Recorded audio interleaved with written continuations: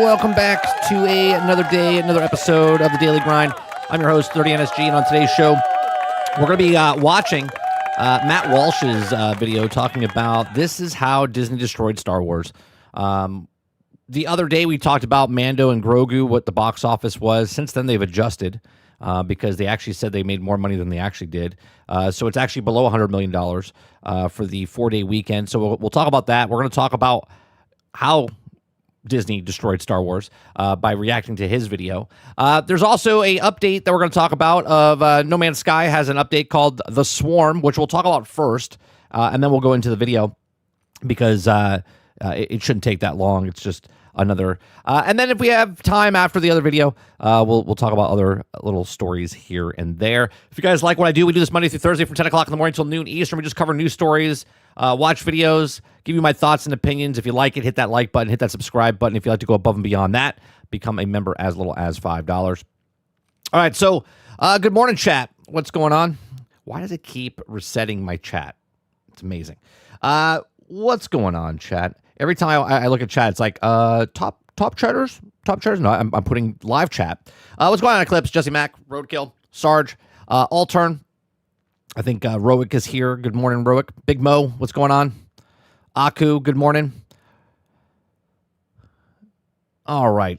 Roadkill says, I just won $1,000 in gold and silver on another YouTube channel. Amazing. Good job, man. Awesome. $1,000 in gold. Sweet. I gotta start watching that channel. What the hell am I doing? All right, guys. I'll see you guys later. I'm gonna go watch another YouTube channel where I can win $1,000 in gold. That's crazy. Now, Travis will probably come in later, and then we'll talk about 007. All right, the first story, or the first topic we're talking about here is No Man's Sky, The Swarm. Yet another update. What's going on, Dolphin? Good morning. No Man's Sky, The Swarm is the next update that's out today. The Swarm introducing Update 6.4. Confront a new threat to the universe in Update 6.4. The Swarm, the Traveler's soul, is fragmented and something terrible hangs in the sky. Battle swarms of allegiant ships face off against a huge, formidable hive of glass and strategize with other players to construct the technology to defeat it. Let's watch this and see what's going on here. I've seen things. A few things before. He doesn't want to go full screen, guys. Left the sun and moon behind.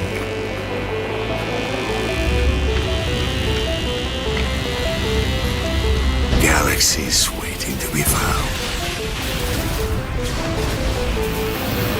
Planets rich in resources. Battles to be fought.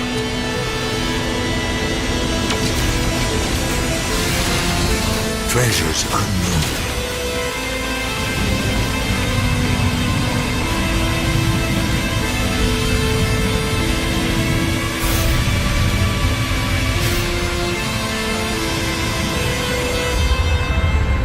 A universe you wouldn't believe.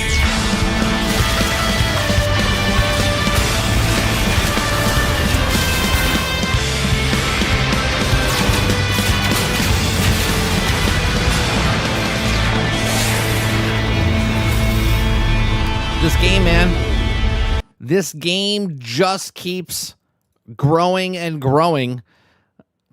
Okay, the Swarm Expedition joined the Travelers in a limited-time campaign to defend against a new menace, uncover Mysterious and Swarm, and work together as the whole community to prevent the spread and banish it from reality. So it's a timed event that you're going to do. So it's sort of like Destiny content. They're like, hey, Destiny did it. Why not? Dire Wasp armor. Display and wear your accomplishments against the Swarm with 6-piece Dire Wasp customization set. The heavy-duty combat armor comprises of a chest piece, plating, boots, gloves, and also forged from a salvage of swarming alloys. So there you go. Some cool armor. Not microtransaction, by the way. You can like play it and earn it in game. Looks pretty cool. The Hive of Glass. I like how they've taken two things from Destiny, the Hive and glass. Okay. It's been slightly lurking just outside the atmosphere of the planets, obliterating any travelers who also venture, also called the Travelers. Confronting it will also require both skill and strategy, plotting through a deadly wheel of lasers to target its vulnerable core. So there you go. You got that as well. Rival teams, a swarm expedition fragments community into 3 teams, each representing an aspect of the Traveler's soul, a royal, a sage, and a weaver. Every fragment is essential, but only one team will finalize the counter swarm effort and celebrate it in the space anomaly for all time. So you got to pick a side. It looks like, right? It looks like you got to pick a side. The swarm, the galaxy is overrun with droves of fast-flying, fast-shooting swarms equipped with your favorite ship weapon. Prepare to dogfight against overwhelming odds. Research the enemy, gather intelligence for the war effort, dismantling the bodies of fallen swarms, exposing the corrupt ichor of the flows through the circuits. So there you go. You got to find these on the planets and then get the stuff for research. Huge battles. The battle against the Hive glass will also not be evenly matched. Supplementing the Hive's own weaponry are fleets of swarms defending the mothership and making short work of unprepared pilots. So there you go. You have giant swarms, and you have to attack this giant ship over here. It's pretty badass. Dire Wasp flight pack. You get like a jet pack as well. Pretty cool. Ground enemies. Tiny nimble clusters of planetary swarms defend the shells of the fallen allies. Be prepared for a challenge. They're fierce, and their size suggests. Okay. So you got more enemies to fight, more drones. Unite against the swarm presence at threat to all travelers. A joint effort with teams and also between teams is required to overcome the common enemy. So is this like all of a sudden like a PvP type of thing? Interesting. And then restore planets. Planets are riddled with the debris of swarm ships, leaking corruption, decay into the ecosystem. Teams can also choose to dispatch a dedicated team of sweepers to cleanse the contaminated worlds. Interesting. Okay. A threat to the Atlas. The Violate the Hive glass seems to be determined to eradicate the Travelers at any cost. So they're trying to attack your space stations. Interesting. I wonder if that's lasting damage, where if that blows up, then you have to go to a different... That's interesting. I wonder if that stays. Team-themed rewards. The Weave Royal and Sage Traveler fragments is set to decorative posters and bonus and flags exclusive to your team, so you have a team that you have to choose. Sabotage the swarm, track swarm activity, and deploy from space anomaly. Intercept, disrupt, and swarm network. Rifle multi-tool. You got a new multi-tool that you can get as well. I think just the armor, the jetpack, and the gun, I think is worth playing, right? Construction of the core. Assist specialized polo and also development the construction of prismatic core, a unique device with potential to weaken and defeat the swarm invasion. So you have to help make a tool with inside the base itself. I think this is like a teamed effort type of thing. Interesting. Too bad I'm leaving for vacation next week. So there you go. Lots of stuff for another update yet for No Man's Sky. It actually looks pretty cool. I actually might jump back into this one. Just to see if I can collect the armor and see what that takes. Because I got a lot of stuff and I don't know what to do with.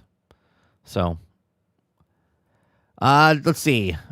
Clip says, I think this update, how long is it going to take people to go through the light, no fire? I mean, it has to come out a spectacular way for people to stay with light, no fire, right? It's interesting that we haven't heard anything about light, no fire. And yet they keep adding stuff, and we've talked about this in the past, right, Eclipse? That every update that they're adding in this game is for also light, no fire. Like the stuff we're doing here is experimental, right? We can all agree with that. So for light, no fire. It's very interesting that we haven't heard anything about light, no fire. Do we hear something about light, no fire at this summer Game Fest, right? Do we hear anything about light, no fire this summer? Or do we hear it at the Video Game Awards at the end of the year? We haven't heard anything. So it'll be interesting. Mr. Z, what's going on? Says, I guess the Hello Games can be called a developer. Yeah, it's crazy. Think about this for a second, right? We talk about Bungie and Destiny for 10 years, Warframe for 10 years. Here we are, 10 years. No Man's Sky has been here for 10 years. They've completely transformed this game into a completely different game than it was when it started. And it's still just $40. If you've never played No Man's Sky up to this point, it's $40 right now. It's been $40 for the entire lifespan of the game. They've never charged one microtransaction. How do they do it? How? Where Sony's like, Destiny's just costing way too much money. We don't know what to do. And yet, Hello Games, 14, maybe 20 people, they just keep it going. Doors are still open. Lights are still on. Still making content. Live service game. Pretty crazy. Clip says, I mean, how do people that aren't playing the game is going to play Light No Fire? But what about the people that have so much time into No Man's Sky? Are they just going to leave? I would think so. Well, you got to remember, people that like sci-fi play sci-fi. People that like fantasy are going to go play fantasy. Light No Fire is fantasy, not sci-fi, right? Or it could be sci-fi fantasy. This is sci-fi. So, Trekkies are Trekkies. Star Wars are Star Wars type of thing.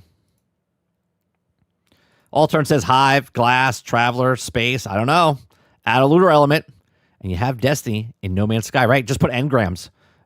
Drop some engrams in there. Yeah. Put a ghost. Why not? I think they need to make it where all the armor and stuff that you get goes into Light No Fire. Maybe? I don't know. It'd be funny if it is linked.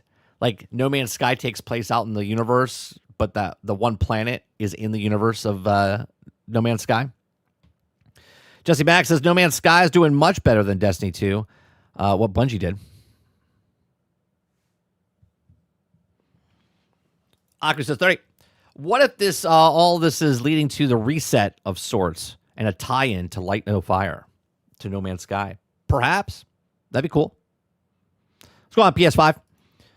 Bungie, Sony is so dumb. They just bought Bungie. I was like, why? Yeah, I don't understand what they're doing with that, but I guess we'll find out, right? PS5. I guess we'll find out what they're doing. All right, so there you go. There is No Man's Sky, Light No Fire. A lot of Destiny stuff to talk about, and I didn't really want to talk about that. And then I saw this video pop up in my feed. Matt Walsh from what is that called? The Daily. What is Ben Shapiro's thing called? I don't know. Anyway, Matt Walsh he says, this is how Disney destroyed Star Wars. Now, I saw a small clip and then it ended abruptly and I was like, well, that doesn't make sense. And then there's a larger show. So we're going to watch the longer show. I don't know if we're going to watch this whole 55 thing. There's like a 15, 20 minute segment of the thing that I want to watch. Daily Wire. Thank you, Mr. Z. So we're going to watch this. Real quick, before we do that, I just want to show you what's happening with Mando and Grogu, right? So the other day when we did today's Wednesday. Was it Monday? Monday we did the show, right? So Monday we did a show, we talked about Mando and Grogu, and after the 4-day weekend, they were talking about 103 million, very successful, blah, blah, blah, domestic opening. Well, now they've adjusted because now they actually have the sales in. And it's not at 103 million, it's at 98 million. So they actually lost 4 million, almost $5 million off of the total sales of the movie. So it comes in on Monday making a lot less money. And same with on Sunday, made less money. So here we are, right? Mando and Grogu, people are saying it's amazing. It's so good. It's such a great movie. And a lot of people are like, press X for doubt. Morning, Wonder Rose. Press X for doubt. So we're going to watch, because obviously we know, we've been talking about Star Wars my entire adult life, my entire childhood life. We talk about Star Wars. And on this stream, we've always talked about Star Wars and how Star Wars is a damaged brand. So we're going to watch this and see what Matt Walsh has to say, and we'll stop and pause and give you comments and stuff like that. So let's check it out. After Disney purchased the rights to the franchise, it's now without any doubt time. You know what? He talks quite We'll go 1.25. To write the obituary of Star Wars. And yes, plenty of critics have declared that Star Wars already died at one point or another. And many of them were probably right, but now there's no denying it. And whether you're a big Star Wars fan or not, which admittedly I'm not, it matters because Yeah, Matt Walsh, well, he just doesn't like nerds. He's a nerd in his own way, right? But he doesn't like video games. He doesn't like franchises like Star Wars or Lord of the Rings or anything like that. Like, he despises it, right? He doesn't like people that do like that stuff.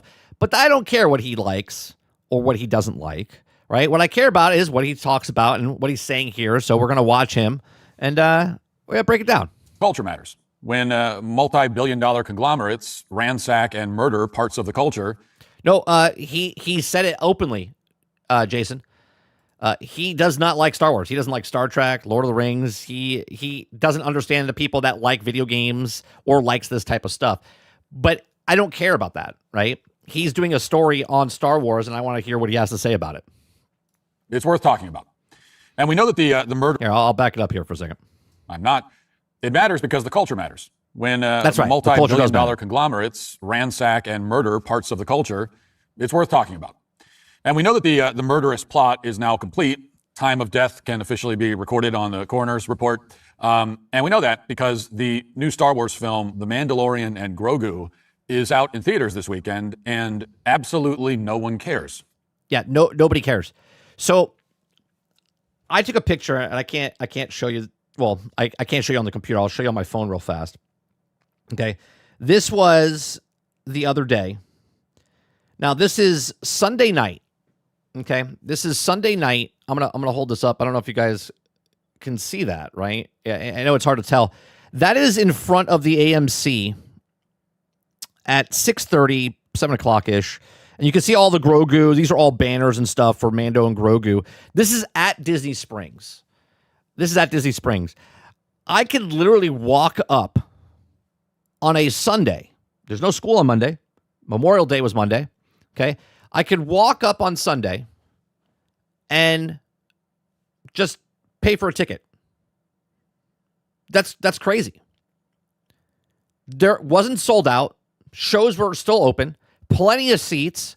And this is at Disney property. Okay. Nobody cares. Nobody cares. Yes, it made $98 million domestically. Yes, it made $113 million or whatever it was, or I'm sorry, 161 million worldwide. But in the grand scheme of things, nobody cares about Star Wars anymore. We're past the point of apathy. No one is even pretending to care. The executives at Disney and Lucasfilm managed to completely annihilate perhaps the most beloved entertainment franchise in American history, which would have been totally unthinkable back in the 1990s. It was unthinkable just 10 years ago, thinking Disney purchased Lucasfilm, and in no way, shape, or form did everybody go, oh, that's a bad move. Nobody. Everyone before The Force Awakens came out was going to be like, oh, this is going to be terrible. We're like, oh, I hope it's good, right? I hope they know what they're doing. But nowhere did we think that Star Wars brand would be in the, it's not even in the toilet. It's past the toilet, okay? It's already flushed. It's in the septic tank. And anyone who grew up in the 90s, you well remember this. When people were lining up at midnight to get into the premiere of The Phantom Menace, this now, looking at this, it's like lost footage from another civilization. Watch.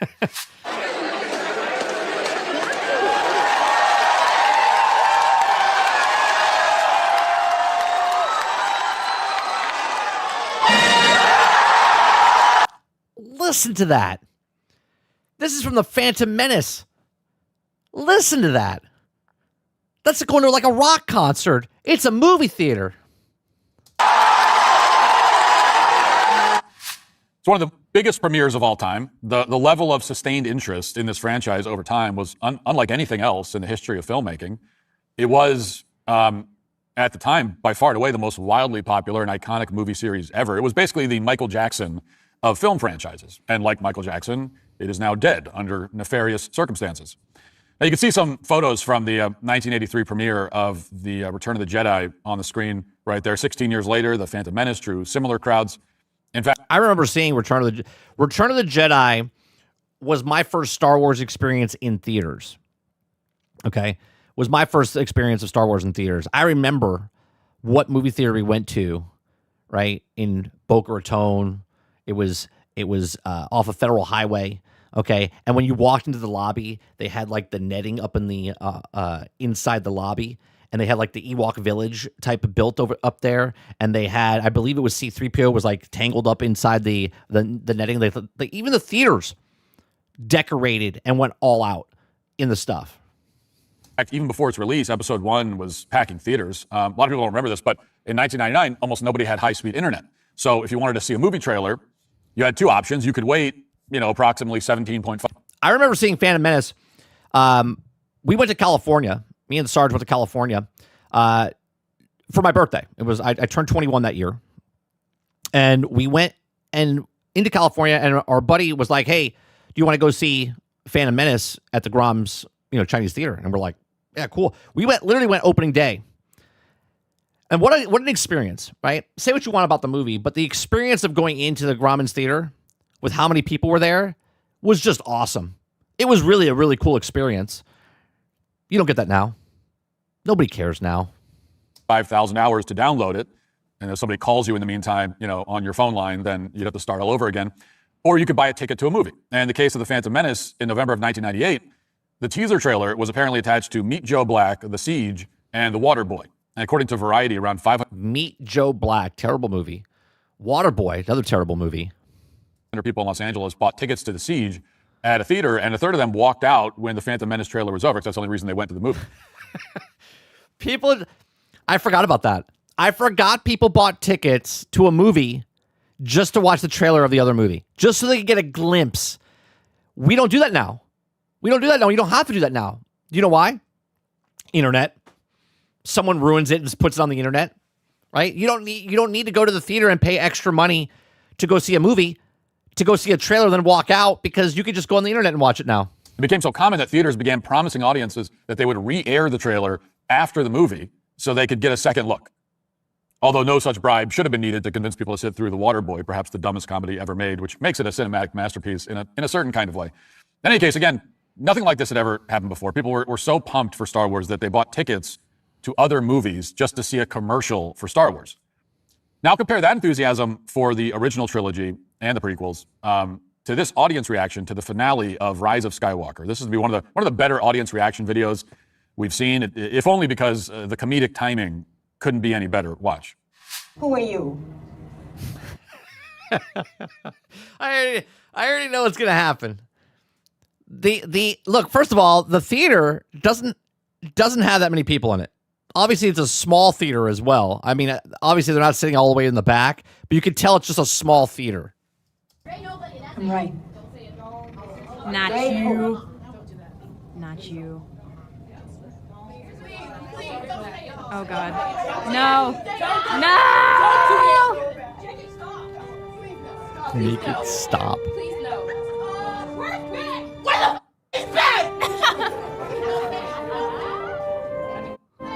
Ray Skywalker. Oh, that is the back of the theater. That is a very small theater.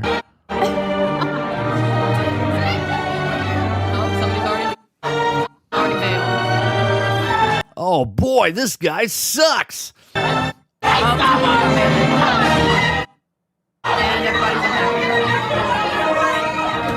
Man. Yeah, throw the tomatoes, right? Please don't say it. Oh God, no. They all anticipate what Ray is going to say, like a detainee at a CIA black. What a difference, huh? What a difference from watching the original Star Wars lines out the door to erupting like a fucking rock concert for Phantom Menace to boo, get off the stage, right? Like, what a fucking downfall. Site who knows the waterboarding is coming. The sheer stupidity and predictability of the line is overwhelming everybody in the theater. They're hoping it won't happen, even though it's inevitable. And then after the moment finally comes, the revolt begins, and someone yells, "I effing hate Star Wars." I'm sorry. I still have a place in my heart. I do love Star Wars. I love 4, 5, 6. I like 1, 2, and 3. I hate 7, 8, and 9. I like Star Wars, right? But I don't like this Star Wars. I don't like Disney Star Wars. I despise Disney Star Wars. And right on cue, the orchestra kicks in, and you're informed that the film was directed by the one and only J.J. Abrams. But even J.J. Abrams, as talented as he supposedly is, couldn't direct an audience reaction video as good as this one. And it's a funny thing because at the time... That's a good line. That's a good line, Matt. That's a good line, right? Even J.J. Abrams couldn't direct people as a reaction of that. It's fantastic. Everybody assumed that this was kind of rock bottom for Star Wars. After all, it's hard to get any worse than fans walking out of the theater and taunting your film in viral social media videos. But somehow, under the stewardship of Disney executives, Star Wars has been subjected to countless additional, even more extraordinary humiliations. To be fair, Mr. Z, people still shit on the Ewoks. They hate the Ewoks. The people were making fun of the Ewoks when they had the TV show, the live-action TV show, and also the cartoon, right? You just didn't realize it back then because you didn't hear the whole world bitching about it. But people bitched about the Ewoks back in the day. You just didn't have social media to know that everyone else was also shitting on the Ewoks back in the day. It's the 2019 release of Rise of Skywalker. And now those humiliations, which we're going to talk about in detail, have finally brought the Star Wars franchise to the point that it's not even hated anymore. It's not despised. It's simply ignored. Yes. Yeah, let me rewind that again, right? For what he just said there. Been subjected to countless additional, even more extraordinary humiliations since the 2019 release of Rise of Skywalker. And now those humiliations, which we're going to talk about in detail, have finally brought the Star Wars franchise to the point that it's not even hated anymore. It's not despised. It's simply ignored. Yes. That's exactly it. Right? That's exactly it. Where we're past the point of we don't care to like it. We care because it's past the point of actually liking anymore. And we actually hate it now. And we laugh at it because it's so bad. Okay? It's so bad that now we're watching it as a meme. We're watching it because we have no empathy remaining for this stuff. We don't care. We're like, yeah, whatever. Let's see how low can it go. So here's a picture somebody uploaded of an early release midnight screening.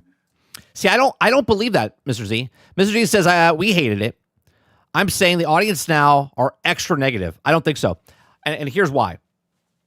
When we were younger, even though you're older than me, when we were younger, we are all enclosed in our own little social bubbles. Okay? Our own social bubbles. You didn't have the news showing you negative at all. All you saw was negative was like murders, bank robberies, and stuff like that. We never looked at what people didn't like. They only promoted stuff because industries use the media to promote stuff.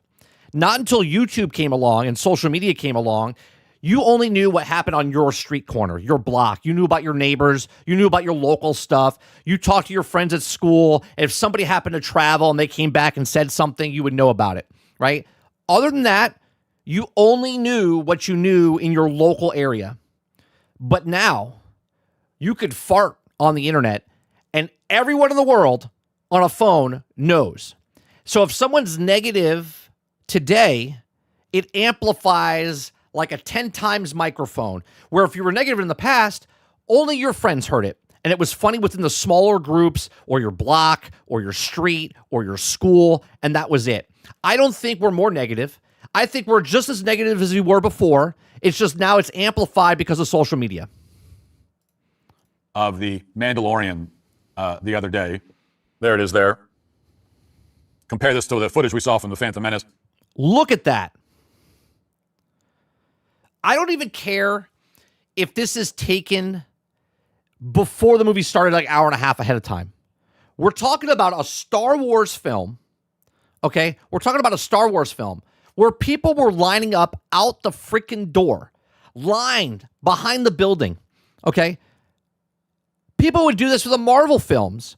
Look how big this theater is, and there's 2, 4, 6, 8, 10, 11 people, 12 with the person with the camera. This picture right here should be printed, posted, and in the Disney boardroom. and they just point at it. They bring all the big wigs into the fucking room, and they just put this on here and go, anybody see a problem? Does anybody see a fucking problem? And they also sit there and go, oh, the font on the Star Wars is not correct. Be like, shut up, Ted. Get out of the room. Do we see a problem here? The picture I just showed you, it is opening weekend, and there was nobody outside lined up waiting to see Mando and Grogu. Stupidest fucking name, by the way. Okay? Stupidest name for a movie for Star Wars. Nobody's outside the door lining up. Nobody's in the theater watching it. Nobody cares. And Disney's like, you guys are the problem. No, we're not the problem. You're the problem. Look in the mirror. Look at this picture, right? And figure it out. There's one guy in the entire theater, which probably is not a great sign. Certainly quite a contrast to what we saw with every other Star Wars film, particularly the good ones. And there's plenty of other posts like this. Here's another. He writes, quote, wife and I at the premiere of Mando and Grogu, a lot different premiere than other Star Wars openings. Yeah. And once again, no one is there. First of all, in the small theater, it's opening night and it's in a small theater. I mean, I don't know where they live. It should be in the biggest theaters. A lot different premiere than other Star Wars openings. And once again, no one is there. And even if you don't care at all about Star Wars, these images are still depressing because, again, they represent the death of... That's exactly right, J.D. Kent. There was no negative stuff. You would watch the celebrities, you would talk about the thing, you would see the premiere, they talked about it, and it was all positive, until social media happened where anyone could post anything. And then it overshadowed the positive because the negative's always been there. There's always been negative people. There's always been cynical people. There's always been people. Hell, I'm cynical, okay? I'm also a realist, okay? There's always been that.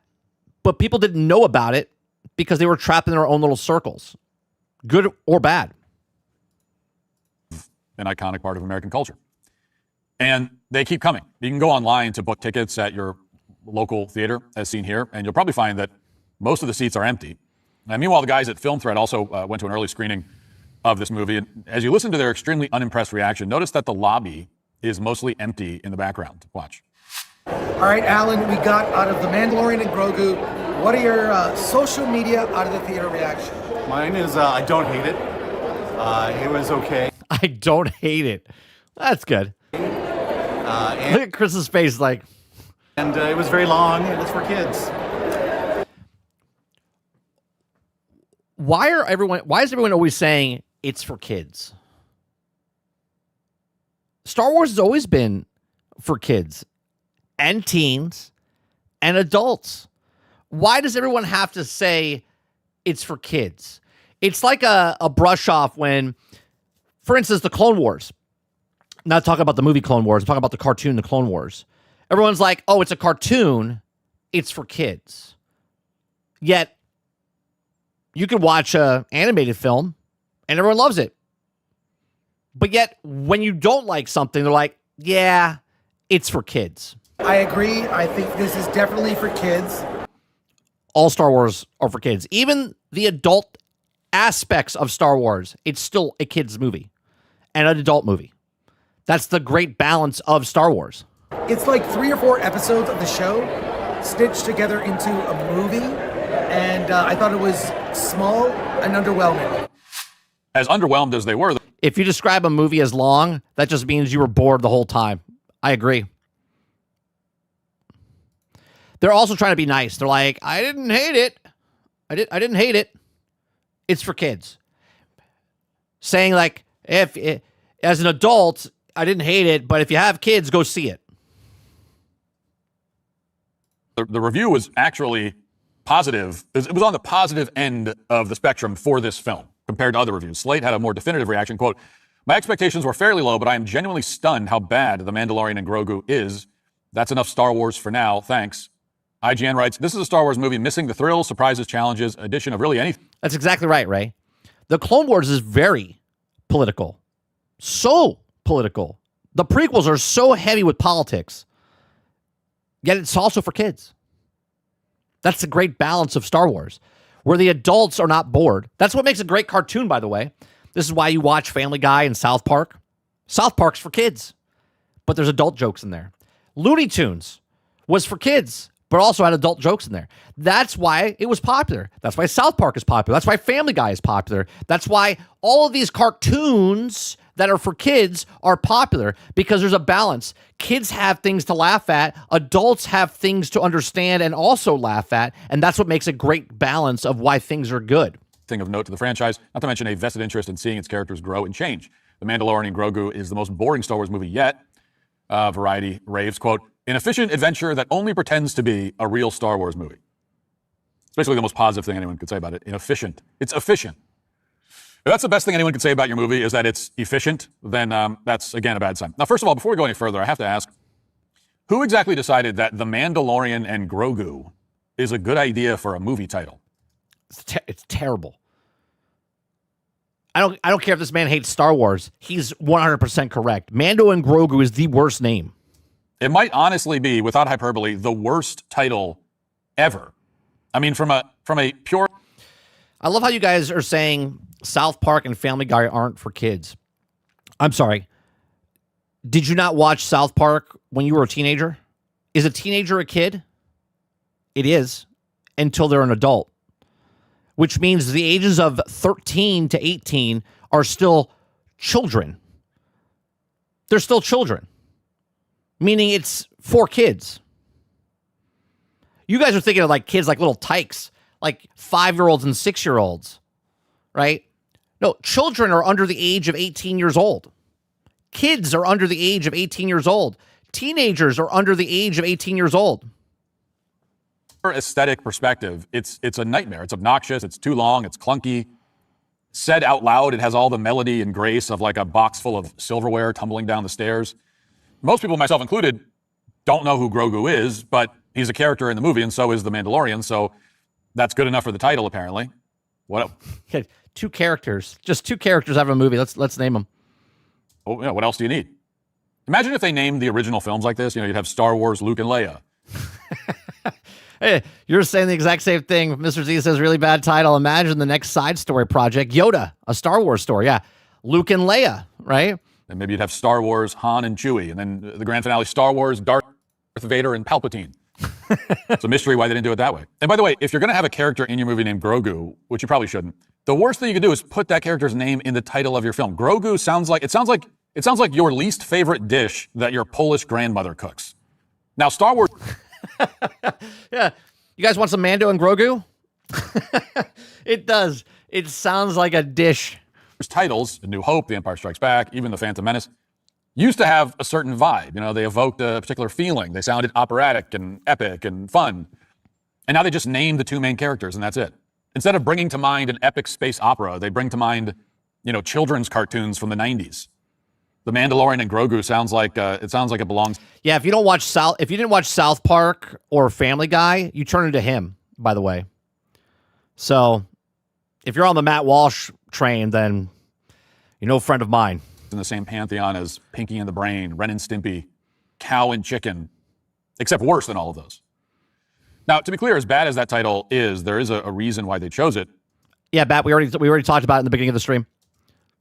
And it's entirely related to priorities like merchandising and brand recognition and algorithms and so on. That's the whole problem with Star Wars and most Hollywood films generally. They are constructed in corporate boardrooms by non-creative people who are trying to figure out how to monetize a brand. No good movie has ever been made that way or could be made that way. You know, good movies must originate from the creative inspiration of a single artist. But under Disney's leadership, it's not what happened with Star Wars. It's made by committee.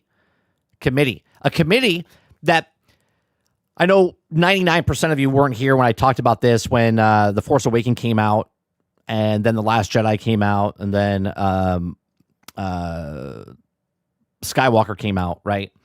That I said it's so stupid that they have 3 directors doing it and they have no story. They were doing one by one and then the next person was like handed the baton and then they just kind of changed it. And it was the dumbest thing they could have done. Are you paying $90 a month for your things like Pure 99? Don't care about this. Because the price little is 10 minutes rare. I feel like your things are anytime with housing 100% online, which they identify 9 is simple time. 4 months EX had promised to end their plans for an original story. Hit a major snag. Disney, as a public company, had promised its shareholders that they would quickly pump out Star Wars films at a cadence of 1 per year. in order to realize profits on their $4 billion investment. But when the original screenwriter of The Force Awakens decided he needed more time, Disney's leadership, Bob Iger and Kathleen Kennedy, got rid of him instead. And they put J.J. Abrams in charge of the project with an extremely tight deadline. He had to get the film out in just a couple of years by 2015. So instead of coming up with an original story with a detailed plan for an entire trilogy, he copied A New Hope. His only real 100%. 100% copied it almost frame by frame. contributions were, a black stormtrooper, a few relatively uninteresting mysteries with no answers at all. He simply didn't have time to do anything else. Or at least that's the official excuse. I mean, the truth is, based on J.J. Abrams' history in the industry, he probably would have copied A New Hope anyway, even if he had an extra decade to produce this film. We all remember Lost, which was the classic example of his storytelling, if you can call it that. Simply raise a bunch of questions without knowing where they lead because he doesn't care. His only goal is to get audiences to watch the next episode. This is a guy who doesn't care about Star Wars. Can fundamentally look at Star Wars and say that J.J. Abrams didn't care. Now, obviously, if you're a Star Wars fan and you said this, you'd be like, you're just a Star Wars hater, right? Now, obviously, he's a Star Wars hater because self-proclaimed he doesn't like Star Wars. But you could 100% tell that J.J. Abrams didn't give a shit and kind of wrote it in as, well, I'm getting a paycheck and it's Star Wars and cool. This man has ruined so many franchises. It's phenomenal. Not fantastic. It's phenomenal how many J.J. Abrams is such a hack. Or the next film, which is the cheapest and laziest way to tell a story. Anybody can tell a story where weird stuff happens, right? Anyone can get people interested in a story by just having weird stuff happening all the time, or mysteries. Oh, what does that mean? That's easy. Anyone can do that. The challenge, the part where you have to be an artist and a real storyteller, is in landing the plane, bringing all the threads together in a coherent and meaningful way, which J.J. Abrams doesn't know how to do and has no interest in doing. What makes all this even more confusing is that in an interview with Collider after the conclusion of the sequel trilogy, Abrams explained that when you're making movies, it's really important to have a plan before you start. Which he didn't. It's important to have a plan, but they didn't have a plan. If you guys want a shirt, the plan's a plan, so it's not a plan. You can get that in the shop down below. It's just like a massive revelation that he's only figuring out now after making multiple blockbusters and television shows over a period of several decades. And here's what he said, quote, I feel like what I've learned as a lesson a few times now, and it's something that especially... I feel like what I've learned as a lesson a few times now. Did you not learn it the first time? JJ? You learned the lesson a few times now, and yet you still haven't learned? In this pandemic year, must have went to the Leering Center. Working with writers has become clear. The lesson is that you have to plan things as best you can, and you always need to be able to respond to the unexpected. Having a plan, I've learned, in some cases the hard way, is the most critical thing, because otherwise you don't know what you're setting up. You don't know what to emphasize, because if you don't know the inevitable of the story, you're just as good as your last sequence or effect or joke or whatever, but you want to be leading to something inevitable. Wow. Wow. Let's read that again, shall we? Let's read that again. I feel like what I've learned as a lesson a few times now, and it's something that especially in this pandemic year, working with writers has become clear. The lesson is that you have to plan things as best as you can, and you always need to be able to respond to the unexpected. Having a plan, I've learned, in some cases, the hard way, well, based on what you said in the beginning, that you've learned a few times, the lesson that you didn't pick up the first, second, third, fourth, fifth, sixth time. In some cases, the hard way is the most critical thing, because otherwise, you don't know what you're setting up. That's correct. You don't know what to emphasize, because if you don't know the inevitable of the story, you're just as good as your last sequence of effects or joke or whatever, but you want to be leading to something inevitable. Only if there was, I don't know, books, comic books, past films that you could go back to. Lucasfilm used to be the most hardcore. Like if you did anything as a fan film, Lucas would be like, yeah, that's not the lore there, right? They would nitpick on every single thing. Said if you wanted to make a story, you had to do it this way. If you want to do something, you have to do it this. This is the backstory. But then Disney bought it, and Lucasfilm was like, yeah, just do whatever. It doesn't matter if it makes sense. We'll fix it in post. You don't know what you're setting up. You don't know what to emphasize, because if you don't know the inevitable of the story, you're just as good as your last sequence or effect or joke or whatever, but you want to be leading to something inevitable. I mean, this has to be one of the worst quotes from any director. Agreed. That whole quote, just anything that man does, just remember that quote. Anything JJ does, just remember that quote. I mean, this is the storytelling insight that you're offering. The first fucking thing you learn in film school when you're writing a script is before that. Maybe he didn't go to film school. Man, I don't know. And if he did, maybe he didn't pay attention. It's a bit like hearing a director say, it's really important to have a camera. The lesson I've learned, after all my experience directing multi-million-dollar projects, the lesson I learned is that really without a camera, you can't shoot anything. Yeah. I had to learn that lesson the hard way a few times. When I didn't have a camera. Showed up on set without a camera. They said, well, where's your camera? How are you going to film this?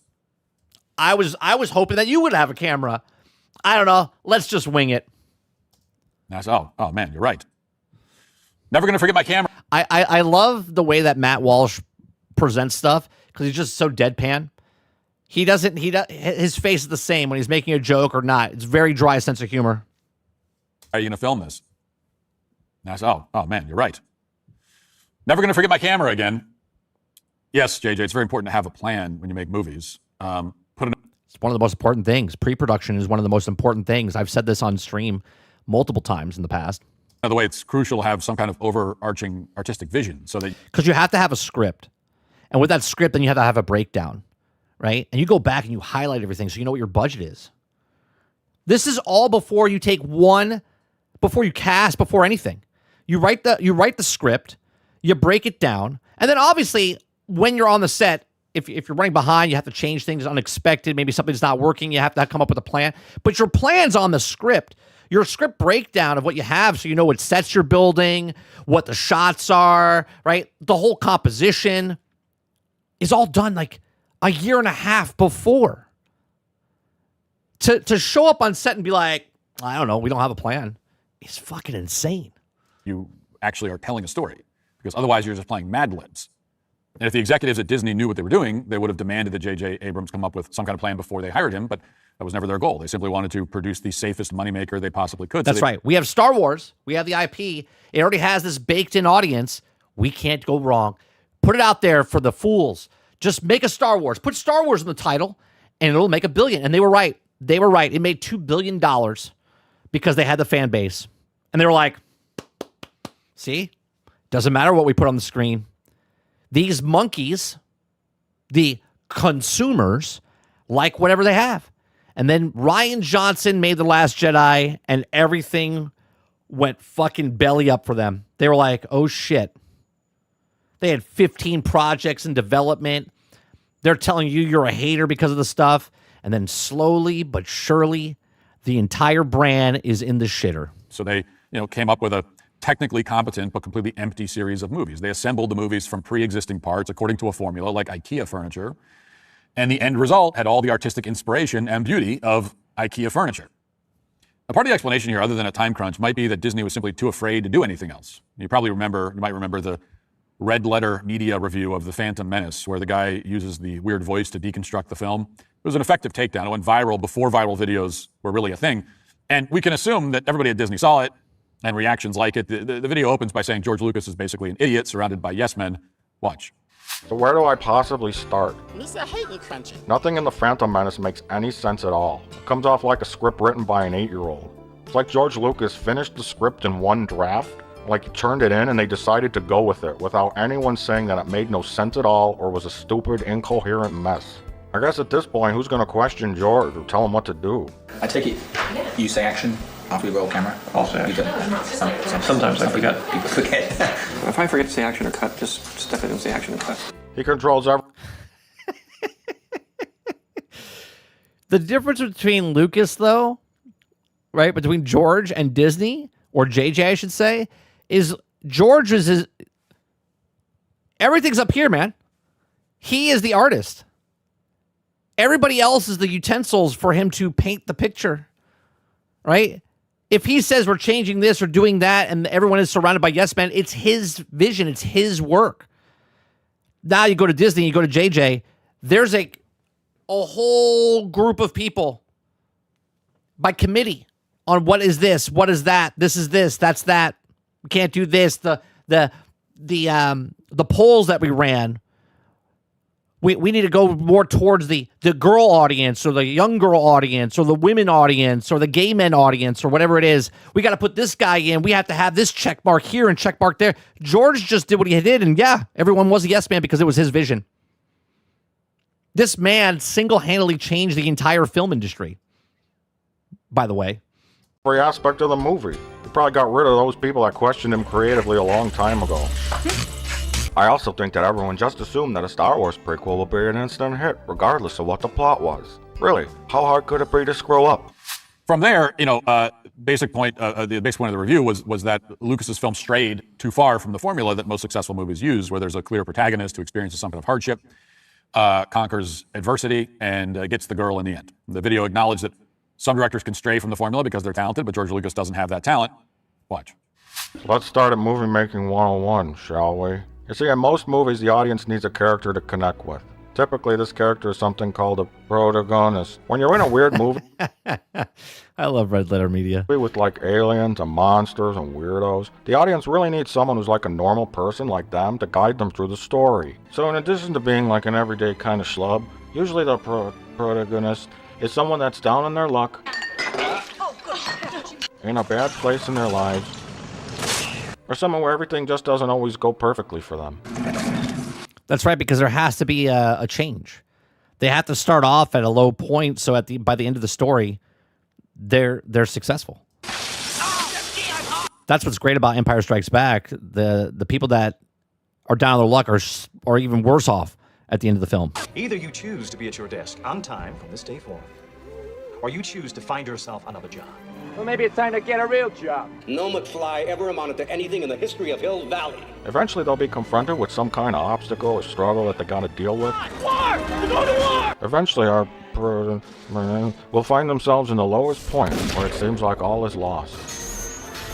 But eventually they'll pull through and conquer whatever force opposes them. So unless they're the Coen brothers, David Lynch, Paul Thomas Anderson, Stanley Kubrick, Alfred Hitchcock, Lars von Trier, David Cronenberg, not this video, Gus Van Sant, Quentin Tarantino, John Waters, Wes Anderson, Sam Peckinpah, Terry Gilliam, Martin Scorsese, Werner Herzog, or Jim Jarmusch, you really shouldn't stray away too far from this kind of formula. Now this came out just a couple of years before Disney purchased the rights to Star Wars. It quickly racked up millions of views. Became, kind of defined the consensus opinion about the Phantom Menace. Pretty much everyone agreed with it. And I'm not going to defend the prequels here. I think most of the criticisms in the review make sense. I've made many of the same criticisms myself. But Disney and J.J. Abrams drew the wrong conclusions from the video. They decided that based on the popularity of that video and other reactions like it, Star Wars fans simply want a very predictable stock adventure story that follows a... Well, that's not exactly how it went down, Jesse. George was trying to shop around his film, but nobody wanted to make it, because they didn't understand what the fuck it was. He saw his vision and said, okay, I'll just make it myself then. And changed the entire landscape of film. Because not only did George change the way films were made, but he changed the technology. He changed the way licenses and contracts were done. He got the toy. Like, if it wasn't for George Lucas, we would not have the toys that we have, right? He literally contracted the actors and stuff for the toys, for their likeness, and how they sold. He changed the way the cameras did, the special effects, everything. He designed the entire industry for what he did. A familiar arc. And on top of that, Disney most likely concluded that everybody hates George Lucas and that it's a bad idea to entrust a single figure with total creative control over the franchise. So they allowed J.J. Abrams to make the first film, then handed the second film to Rian Johnson without any coordination or planning whatsoever. And the result was a trilogy that made the prequels, which mostly did suck, in my opinion, look like classics in comparison. Yeah. Because you see, even when the because how can it get worse? Prequels didn't work, and they often didn't work. They didn't work because the artist, George Lucas, made bizarre creative choices. But at least it's still art. At least they were creative choices, which is a lot better than a film that's too afraid to make any choices and has no creativity at all. That's because it was by committee. Say what you want about the, one episodes of the prequels, 1, 2, and 3. George still made them. It's his vision. Disney's vision is Disney's vision by committee. So they didn't want to step on anyone's toes. They didn't want to hurt anyone's feelings. They didn't want to do anything too risque or too violent or whatever they wanted to do. They just played it in the middle. When a film with a bad creative vision, when the creative vision is bad, it's at least bad in kind of an interesting and distinctive way. But this Disney slop now is bad in the most generic and bland way possible because there's no creative vision behind it. Now, if you get a chance, pull up some behind-the-scenes videos of how Lucas made the prequels. Here's a few of them. Watch. I feel there's more to this, my master. The two Jedi may be using the Queen for their own purpose. The main things here are we have the walking hologram generator, which will be added in computer graphics, but it's in front of everybody who's walking. We have a map painting of Theed City to put back there, and the light fixtures on the wall in the hallway are not what George wants, so we're going to replace them with something else. When the camera pans over to look out this archway, we want to have filled that archway full of tanks and battle droids. So it's a relatively straightforward shot. Even the pass-by shots go from no sound to loudest sound you ever heard to no sound within the same shot. Well, see what you can do with it. And see what happens. Ready, set. Here. Yours ready. Kind of starts quietly.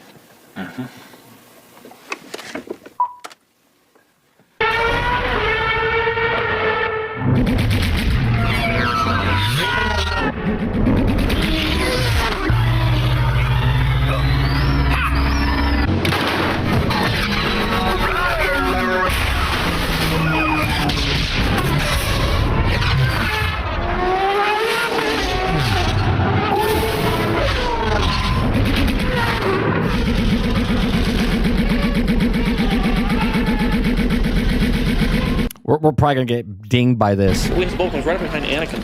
It's almost like this bulba sound should be, when it can go up and down, it should always be there. Now it's there when you see it, it's not there when you don't. But you want to build that tension of the fact that it's right on his tail there.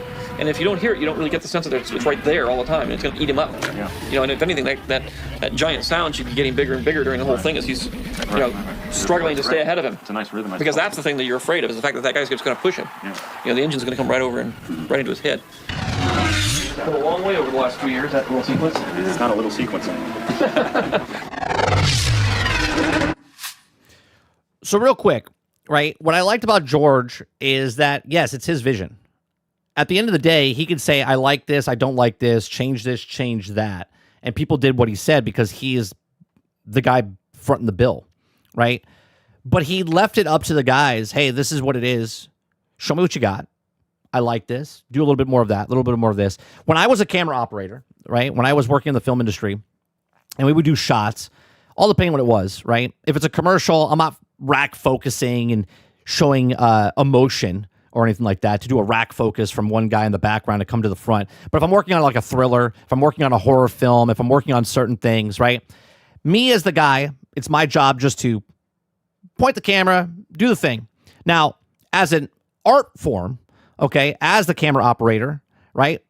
My thing is about changing or moving the camera a little bit, seeing what the motion is. That's why when you watch movies and people doing the shaking thing, right? That could be the director's choice. That could be the person operating the cinematographer that's actually doing it, or the director of photography.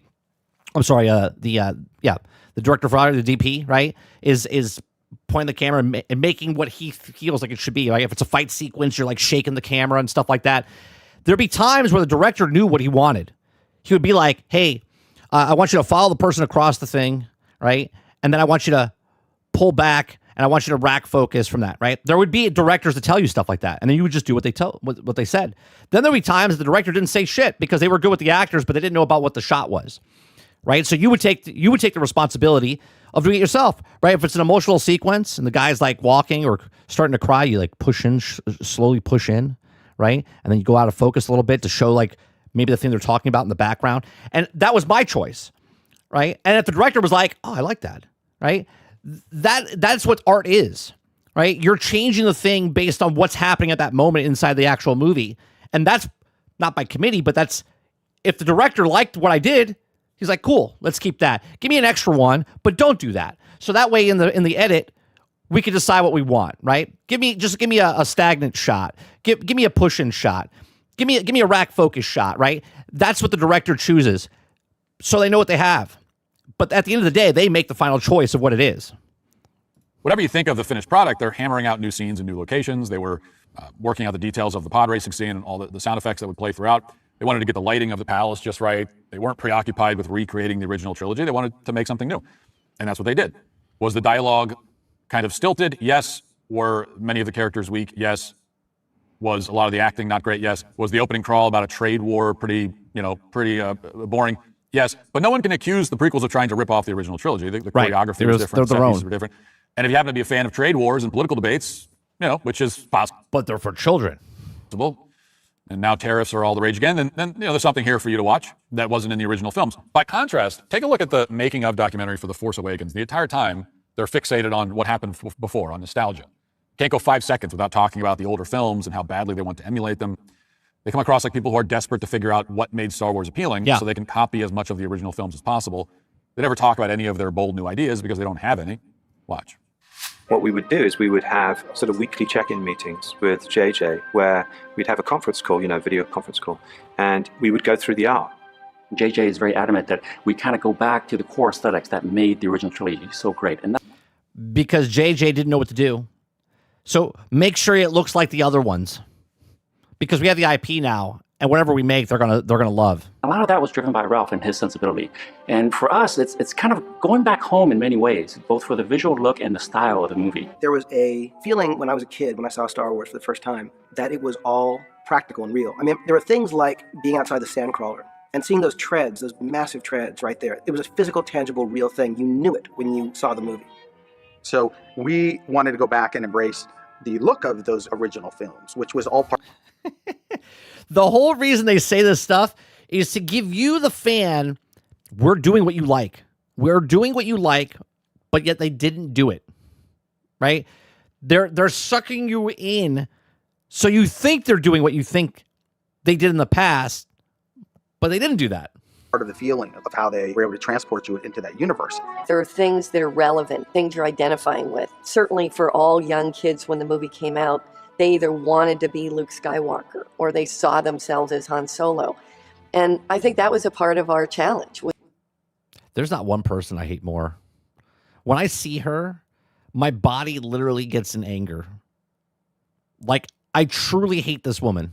And I don't hate a lot of people. She completely ruined Star Wars. This is her right here. She single-handedly ruined Star Wars.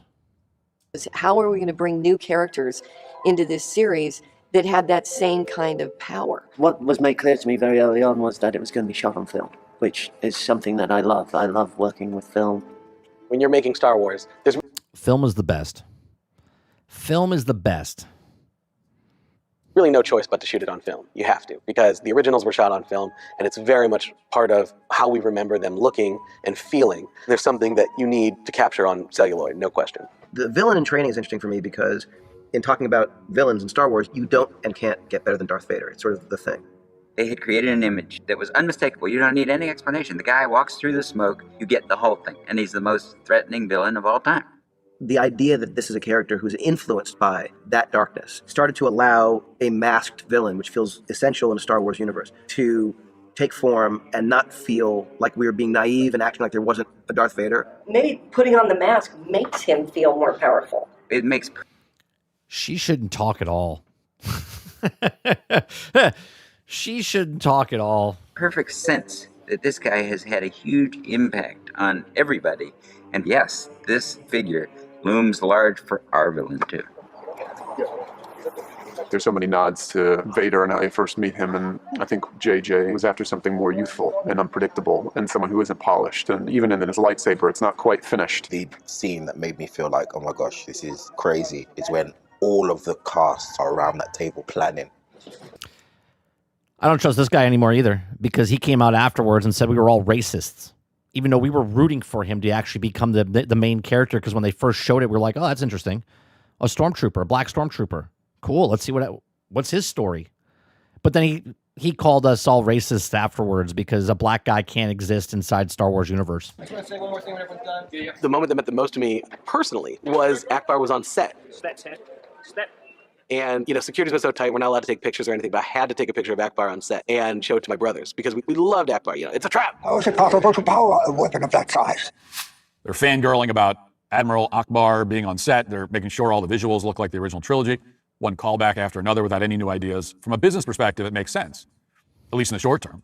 The film made $2 billion, and as a result, Disney decided that there must be insatiable demand. That's right, for the exact same shit. I'm going to pause there for a second and just talk about what's happening right now in the video game space, right? Same thing was happening with Star Wars, right? If you want to save the thing that you love, then you have to let it go. Because like a cancer, you can't just take the bit of cancer out. You've got to take all the cancer out. Okay? So all of our franchises that we love, video games, television shows, movies, toys, all of it. Okay? If you pay for the toy, if you go watch the movie, if you go watch the television show, if you go play the video game, and it's just a half-ass, broke, buggy, unfinished game, if it's a shitty movie, if it's a broken toy, if it's a cheap toy, okay, they're going to keep making the cheap toys. They're going to keep making the shitty video games. They're going to keep making the shitty movies because it makes money. That's it. All they see is the money. That's it. They don't hear your good reviews, your bad reviews. They don't hear any of that. All they see is the money. If the money's high, corporate salute, then we're doing something right.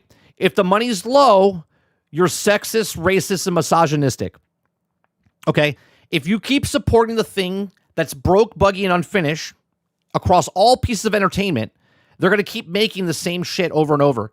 So for them to understand that you don't like the stuff, you can't go see the thing and go, it was good, it was okay, it was. You have to not support it. Not support it. So they go, holy shit, if we keep doing this, we won't have anything to do. The reason companies exist today is because of us. And when everyone understands that the customers are the power of all franchises, of all corporations, of all things, that's when stuff starts to change. Okay? IBM, Microsoft, Apple, Netflix, Activision, Sony, Nintendo, the reason they exist is because of us.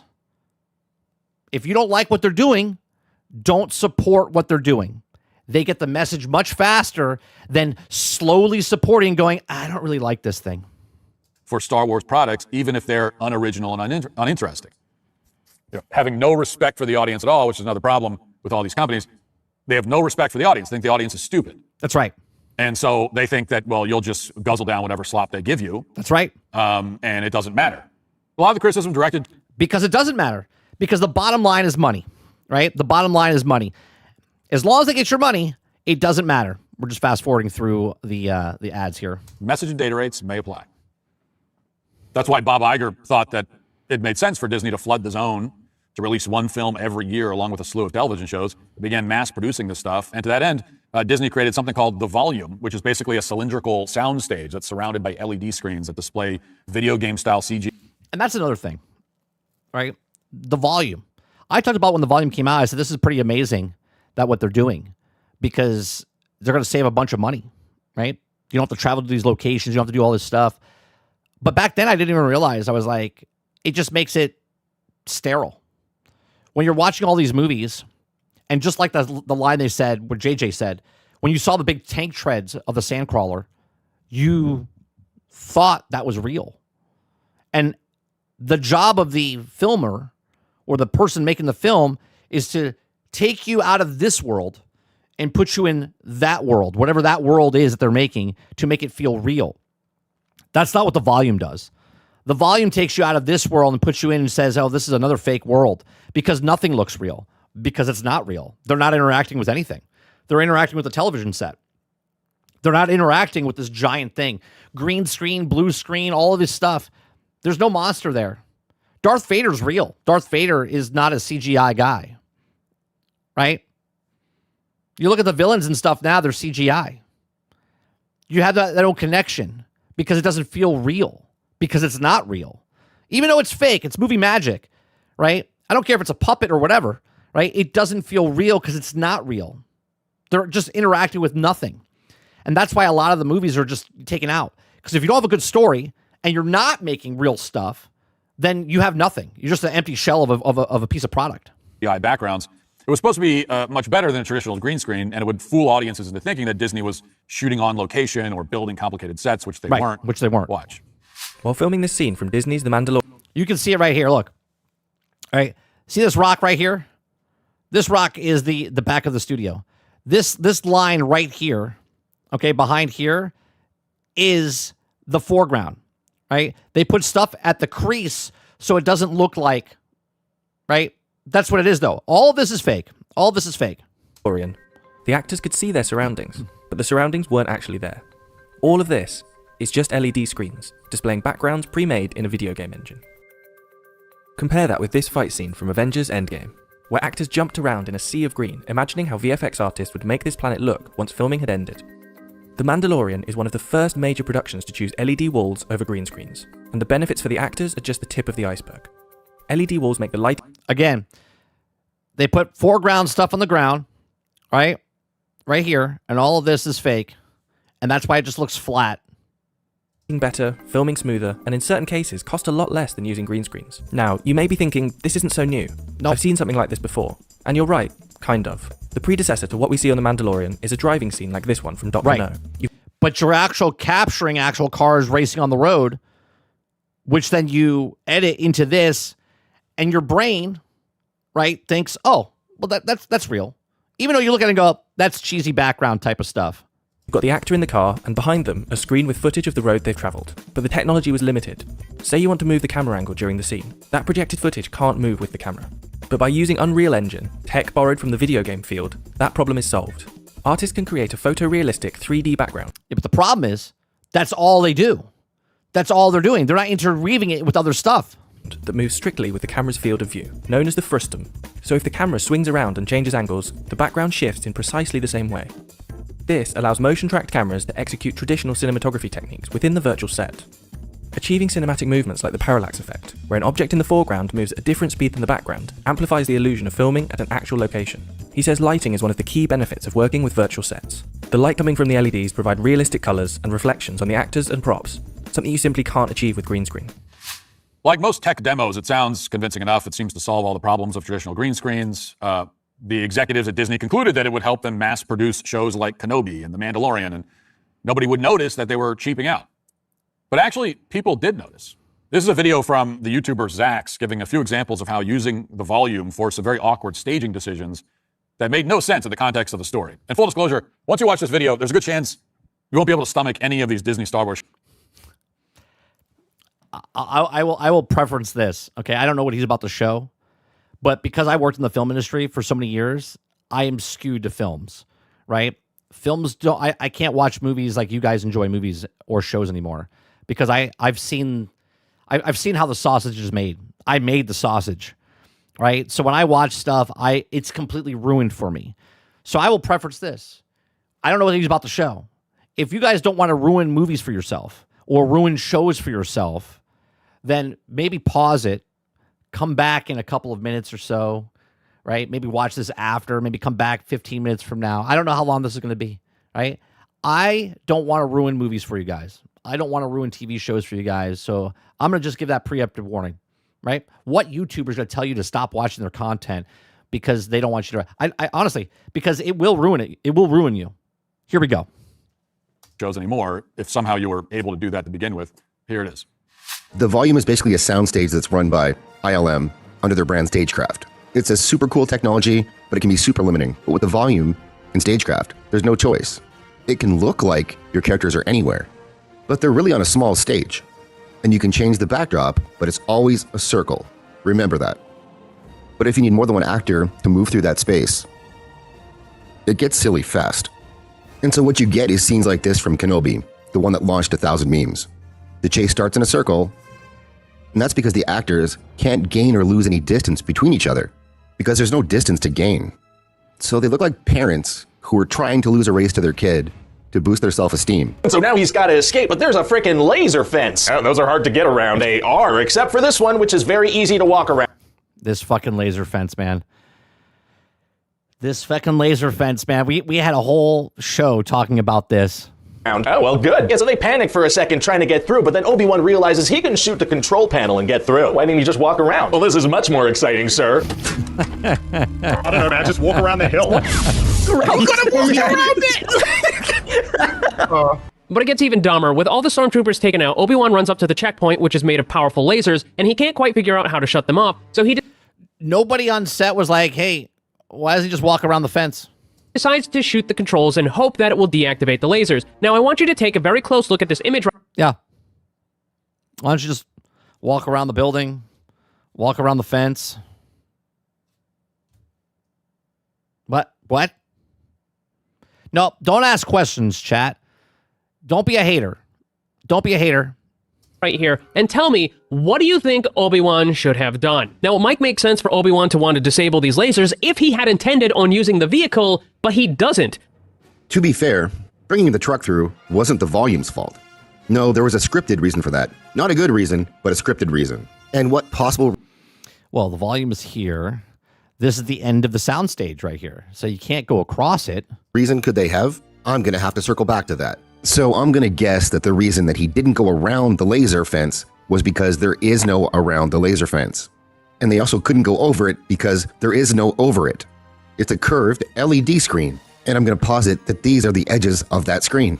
And once you can recognize it, you start seeing it everywhere. Like maybe if it's not in the volume, you have him be surrounded by a dozen stormtroopers, and he has no chance, or they have Leia, or something. Because it's the volume, they're coming from one direction and there's only 3 of them. With this filming technique, you can't have actors enter or exit that circle while on camera. So they kind of got to teleport.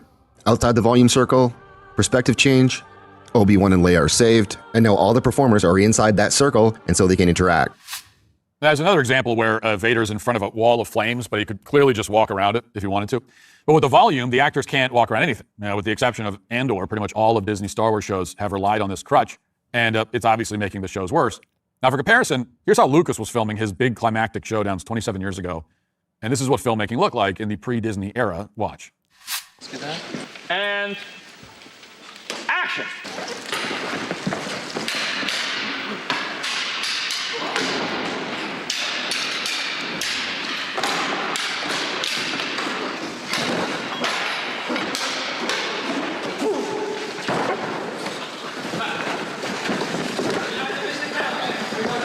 Do you want to do Star Wars? They said, I said, too fucking right.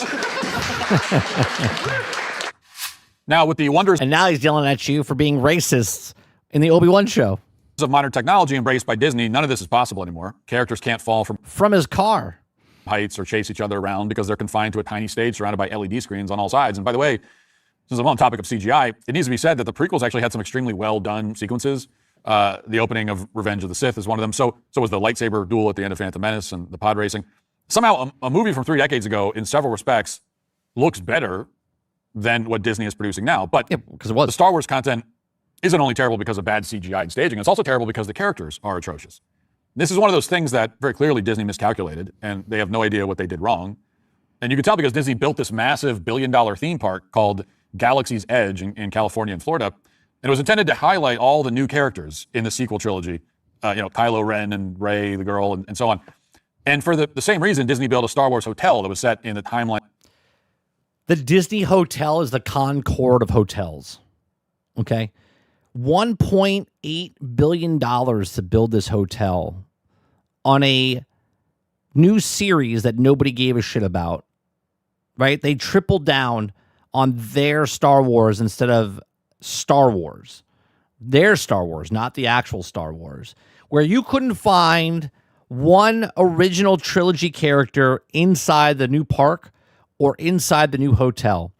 Concorde is nothing compared to this hotel that Disney built.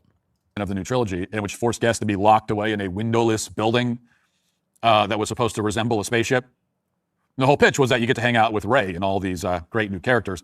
But the fans didn't respond to any of this because all of these new characters are garbage, and the hotel was a frankly insane idea. Because who doesn't want to... I don't think people would have cared if you were stuck in a hotel, Kylo, if they actually had things to do in the hotel. Imagine making a hotel where people could have, I don't know, been in put a lazy river there, but on a different planet, right? Imagine being in that hotel where you get teleported up into a ship, and your ship is like the cruise ship, basically, is what it's supposed to be. Okay. And they say, hey, we're docking this evening and we're going to Naboo. Okay. And then it lands in Naboo and you walk outside the back of the hotel and now you're landed and it's Naboo and you're at the pool and the pool is Naboo pretend it looks like Pandora, right, in Disney's Edge, where now there's lazy river and stuff like that, and you're immersed into this world. And then when you're done with the pool, you go back into the elevator, you get teleported back up to the ship, and now you're back on your cruise ship in space. And now you have space adventures, and Darth Vader's walking around the ship, and Luke Skywalker, maybe as a dinner show, comes in and tries to save. There was 1,000 things they could have done, and they did none of it. They did the minimal viable product. Stay at a hotel with no windows. And so they shut down the hotel, and now they're bringing back characters from the original trilogy for their theme park. And this is how they're introducing them. Watch.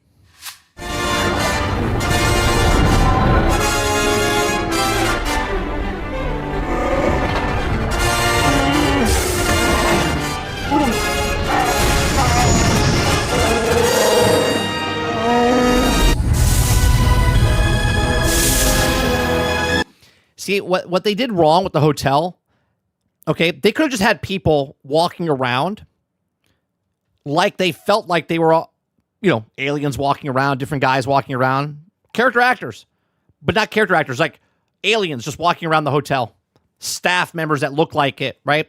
Prosthetics and stuff like that, but they didn't want to do that. Hell, they could have even made the hotel where it was like a cruise ship, where they treated it just like one of their Disney cruises, but on dry land.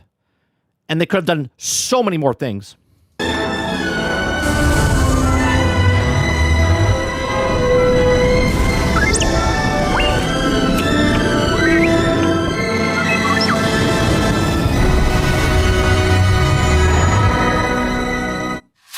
They don't look anything like the actual characters, but I guess these are the best actors Disney could find.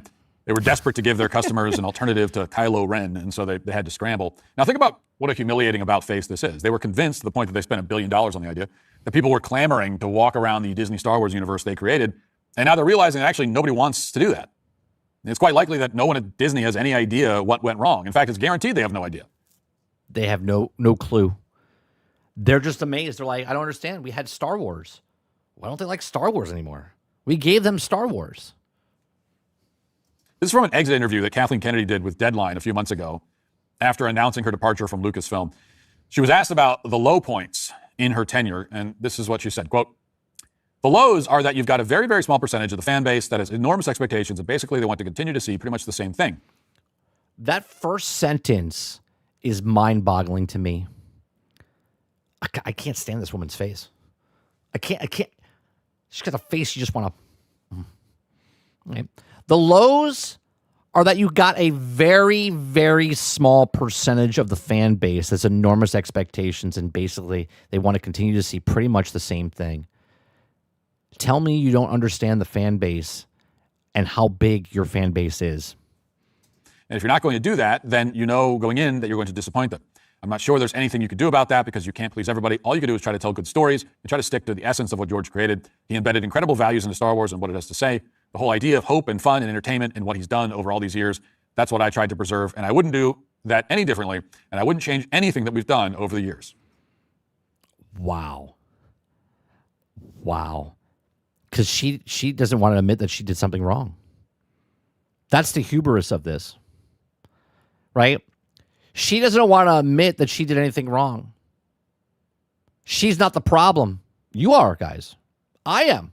We are the problem. Not the mistakes they chose to do. Not the sequel trilogy and going everything towards that way. Not the stories they told. Nope, none of that. None of that's her fault. This is like, it feels like a Bungie thing, doesn't it? It's never Kathleen Kennedy's fault. Never Bungie. Hashtag never Bungie's fault. Hashtag never KK. Well, of course you wouldn't, Kathleen. Yes, according to Kathleen Kennedy, a very, very small percentage of angry fans, who she's previously suggested are misogynists, are upset because they want to continue to see pretty much the same thing. Real quick, Ms. Gree Rodham says, can I ask a question? Whatever happened to the pod racing IG ride that they were told that was coming to Star Wars part of the park? Well, there's a couple things they got rid of. They couldn't do the pod racing because the pod racing was part of the original, 1 through 6. And they got rid of everything that was supposed to be in 1 through 6 while they were building the park 2, there was supposed to be a bantha ride inside Galaxy's Edge, sort of like a people mover type of thing, but you were on top of a bantha. Okay. And the bantha was supposed to walk around the park, and it was supposed to go through like Star Wars and stuff like that. And they got rid of that as well because reasons. So they got rid of all traces. You could thank this woman right here. You could thank this woman here. Hold on. Let me bring up her mug. You could thank this woman right here for anything that you liked in Star Wars was dismantled because of her. Remember, she had an interview that she said they had no stories to pull from, even though they had thousands of books. There was no old content they could pull from in any way, shape, or form. They had to tell the stories that they had. And George Lucas never submitted any of his work after he sold the company, right? Everything that went wrong with this company is because of the decisions her and Bob Iger made for the brand. And yet she just said that the very low percentage of the fan base that has enormous expectations is basically what to want to continue this, pretty much the same thing. If that was the case of the small expectations of the small fan base, then why is the Star Wars franchise in the shitter right now? It's amazing. To tell good story any differently, and I wouldn't change a very, very small percentage of angry fans who she's previously suggested are misogynists are upset because they want to continue to see pretty much the same thing. And we don't. We don't want to see the same thing. We want you to take Star Wars and the stories of Star Wars and the backstory of Star Wars and continue that, not change Star Wars. Apparently, the backlash is coming from a tiny sliver of the Star Wars fan base. Just a small sliver. Perfectly explains why the entire franchise is bombing right now, which makes a lot of sense. 1% of fans hate change, and therefore nobody cares about a Star Wars movie for the first time ever. Never mind the fact that Kathleen Kennedy's idea of new and interesting content is a cheap-looking LED wall along. Well, the funny part is, JD Kent, they didn't erase it because they're still using it. Thrawn was in the Ahsoka series. See, they didn't erase it. They just chose to ignore it until they needed something. With shows built around the trials and tribulations of black lesbian witches. Actually, that's selling the Acolyte short. They also managed to shoehorn gender-neutral pronouns into the show as well, as you've probably seen. But if you haven't, here it is again. Who's that? Who's special? Is he or they with us? This is a galaxy far, far away, by the way. A galaxy far, far away. And yet, for some strange reason, it has the same things as us. Now, this kind of dialogue was inserted into these shows as a deliberate effort by Kathleen Kennedy to make a political point. And here's what she told the New York Times. Quote, "My belief is that storytelling does need to be representative of all people. That's an easy decision for me." That is the reason. If you make every story for everybody, then it's for nobody, right? If you're making a story because you have to have a paraplegic superhero with a bionic arm that's gay, okay, that's white mixed with black, is a mulatto cripple with a bionic arm, part of the LGBTQ community, nobody cares. Nobody cares because that person that I just described doesn't matter for the story they're telling. As long as they check the boxes, okay, as long as they check the boxes, then they feel like they're doing justice for the thing. Instead of actually writing a story for the actual person and tell a good story, they think that they have to represent every single person on planet Earth so they can get the biggest, broadest stroke of everyone coming to watch the film. Operating within these giant franchises now with social media and the level of expectation, it's terrifying. I think Leslie, the showrunner of The Acolyte, has struggled a little bit with it. I think a lot. But that has nothing to do, that has everything to do with corporate. Do you know why movies like Obsession and Iron Lung are doing well? Because they just made the film that they wanted to make. They just made the movie or the story they wanted to tell. Right? Now you can say the Iron Lung is very to the movie or whatever, but it's telling the story, and there's a fan base for that. And then there's a fan base for Markiplier, and then people saw it and said, "Oh, I want to watch this movie. What is it?" And they just told a story. And it was successful, and it wasn't over budget. A lot of the women who step into Star Wars struggle with this a bit more because of the fan base being so male-dominated. They sometimes get attacked in ways that can be quite personal. Now, it's actually difficult to string together so many idiotic comments in a row, even if you're trying to. No, storytelling does not need to be representative of all people. That's it's correct. impossible for storytelling to be representative of all people, for one thing. There are more than 8 billion people on the planet, As a practical matter, no film or television show can represent, whatever that means, all of them. But even if it were somehow possible to, say, cast all 8 billion people in your show and represent every single one of them, that would not improve the storytelling at all. It's irrelevant to this. In fact, it's not just irrelevant to storytelling. Representation is not just irrelevant to storytelling, it's anti-storytelling. Okay, a story should not represent the wishes and desires and fantasies, much less political ideologies, of every single person who hears the story. It should. Correct. And just like anybody else on planet Earth doesn't say if they're in a wheelchair, I'm part of the paraplegic community, or I'm part of the white community, or I'm part of the black community, or I'm part of the LGBT community. Everyone's fine the way they are. We just want a story to be told. We just want a story to be told. But they shove it down your throat. And if I don't watch the paraplegic movie of the LGBT community guy that's black, half white, then I'm a racist. I'm a sexist. I'm against the people. Right? That's the way corporate spins it. And that is why the franchise is dead. Right? Because when something is just bad, just say it's a bad story. They don't admit it's a bad story. They don't admit it's a bad thing. You're the problem. I'm the problem. We're all the problem. Not the people making the thing, not the people doing anything with the thing. It's the people that are part of the thing. Instead, represent the singular and distinct vision of the storyteller. That's what a story is. That's what art is. When people go to a movie, a good storyteller is saying, hey, I got a great story to tell you. And everybody gathers around because they want to hear that person's story. I want to hear your story. And if I'm sitting around the campfire to hear your great story, I don't want other people around the campfire to chime in and add to it. No, I don't want to hear their stories. I want to hear your story. That's what we're all sitting here for. Does The Godfather represent all people? Does Moby Dick represent all people? Does Michelangelo's David? Does Beethoven's Ninth Symphony? Do any of these iconic works of art through their various different mediums represent everyone on the planet? Were they crowdsourced? Were they made democratically after taking into account the priorities? Yeah, I can't watch Big Mama's House because I'm not represented. Right? I'm not represented. I can't watch Black Panther because I'm not represented. It's so stupid. You watch a movie or a show or play a game because you like the character. You want to play the story. Nobody cares. Nobody cares if they're black, white, Hispanic, right? They just want to be told a good story. And preferences of the voting majority? No, clearly not. If Francis Ford Coppola or Melville or Michelangelo had taken that approach, their masterpieces never would have been made. And if they had been made, they wouldn't be masterpieces. They would be watered down, lowest common denominator sludge, stripped of everything challenging and distinct about them in an attempt to appeal to the largest number of people. That's not how artists create. That's correct. They create based on their distinctive vision. And if their vision is brilliant and beautiful and their skills can match it, then their creation will be representative of no one's desires but their own, and yet will connect with and inspire and fascinate billions of humans for centuries.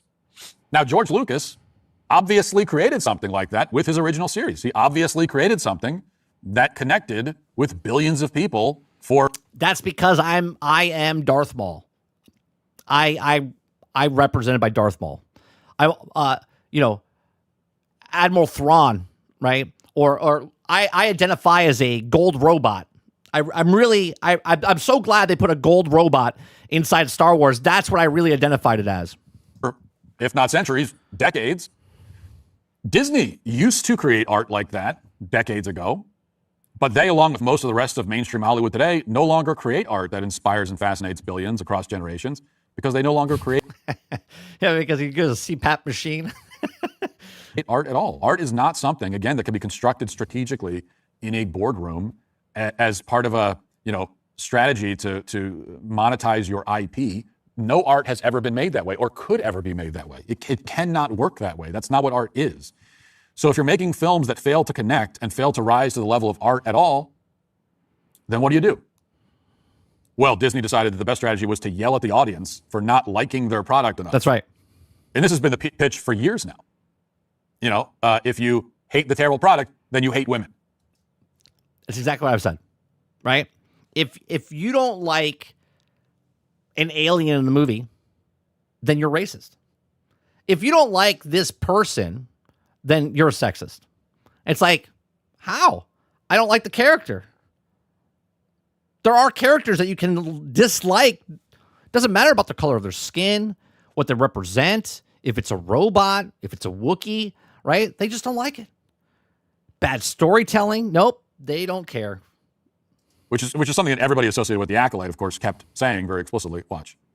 I want to ask you both because this is, I would say, arguably the gayest Star Wars, I think, by a considerable margin. What does that mean? What does that mean? It's the gayest Star Wars ever. And are you excited about that? Are you Not the bracing gayest yourself? Star Wars. Not the It's pretty gay, let's be honest. Do you see the problem? It's pretty gay, right? Now, he's allowed to say that because he's a gay man, right? So it's okay for him to say that. But if someone else said that, they would be a homophobic because they said it was a gay movie, right? Do you see that? Do you see the double standards of the stuff? Plus, he says it's pretty gay, meaning he probably wasn't a Star Wars guy ahead of time, right? And this is where it's funny because theater kids are nerds. And people that like comic books are also nerds. And people that like sports are also nerds, right? We're all nerds in our own little way. But these nerds don't like these nerds because these are theater nerds. And acting is very pretentious and very whatever, right? But if you like the art because of acting, because you like sci-fi or fantasy or medieval pieces or period pieces and stuff like that, right? They are making fun of you because you like Star Wars and you're below them. So they can make fun of your stuff, but you're not allowed to make fun of their stuff because if you make fun of their stuff, well, then you're sexist, racist, misogynistic, right?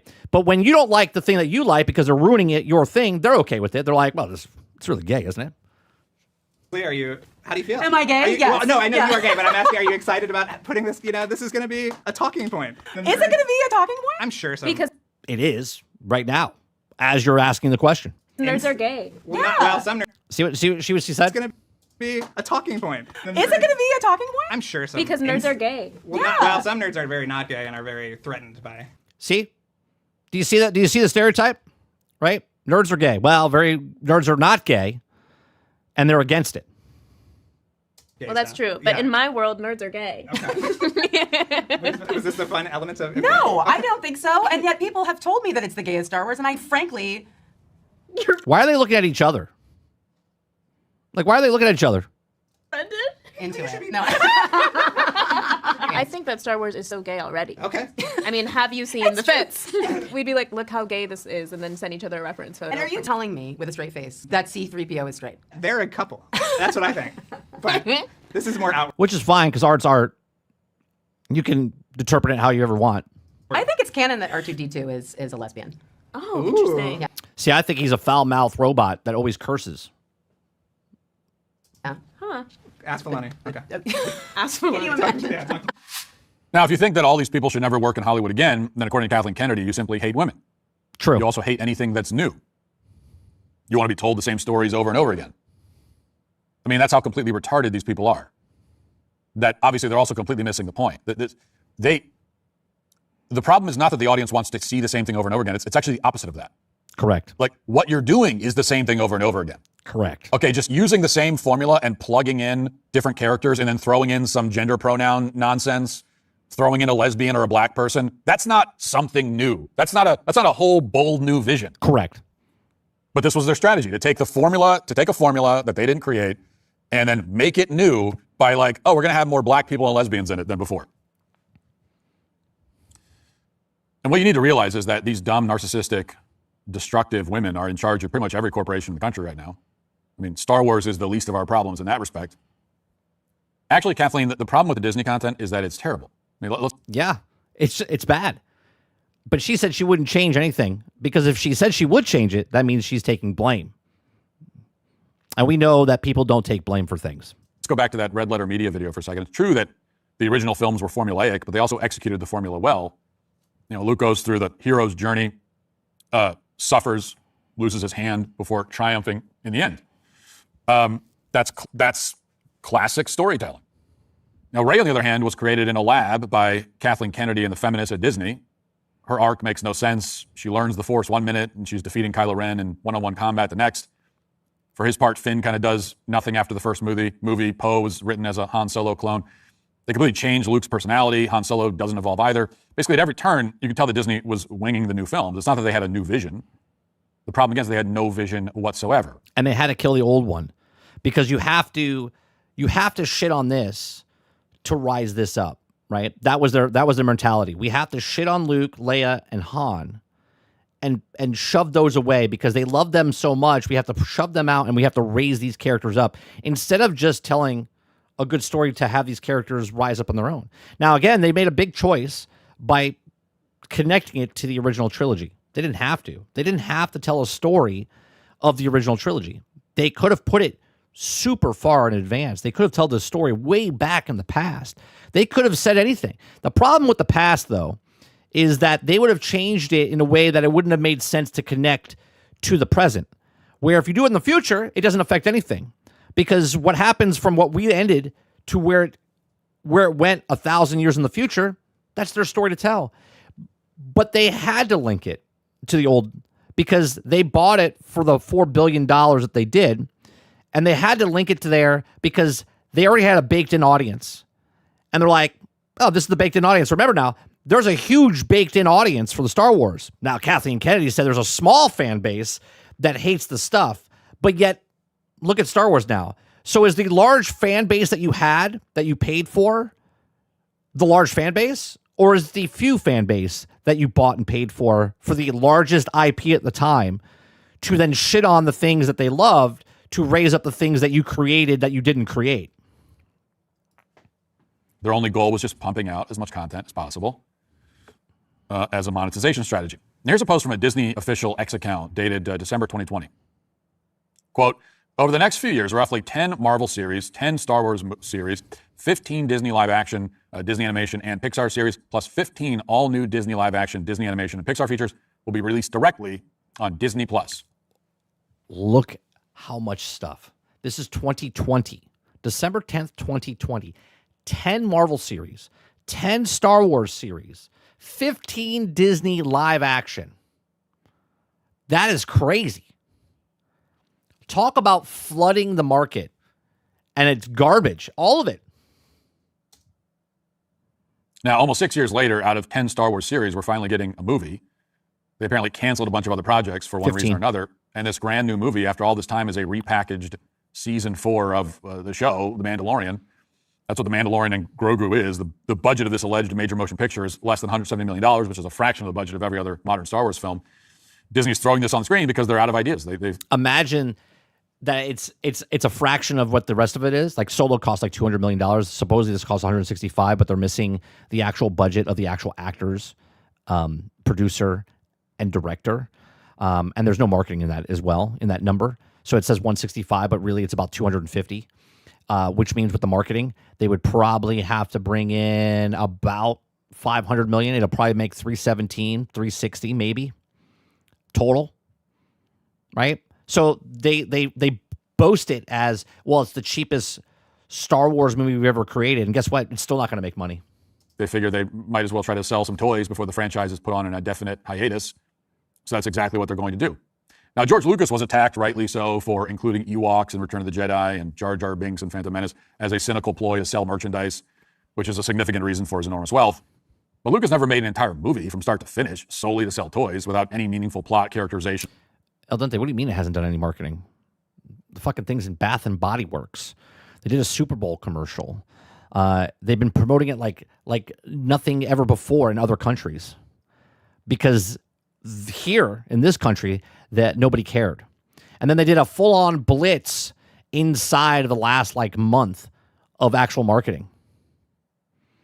There's so many different partner products that they've done. A reason to care about anything that happens. It took a series of catastrophic decisions by Bob Iger, Kathleen Kennedy, J.J. Abrams, Rian Johnson, and company to get us to this point. But we're definitely here. One of the most recognizable stories in modern American history has been destroyed. Disney has created in its place a political project that reflects the absolute worst impulses of progressivism and feminism, and they've demanded that we indoctrinate our children with it.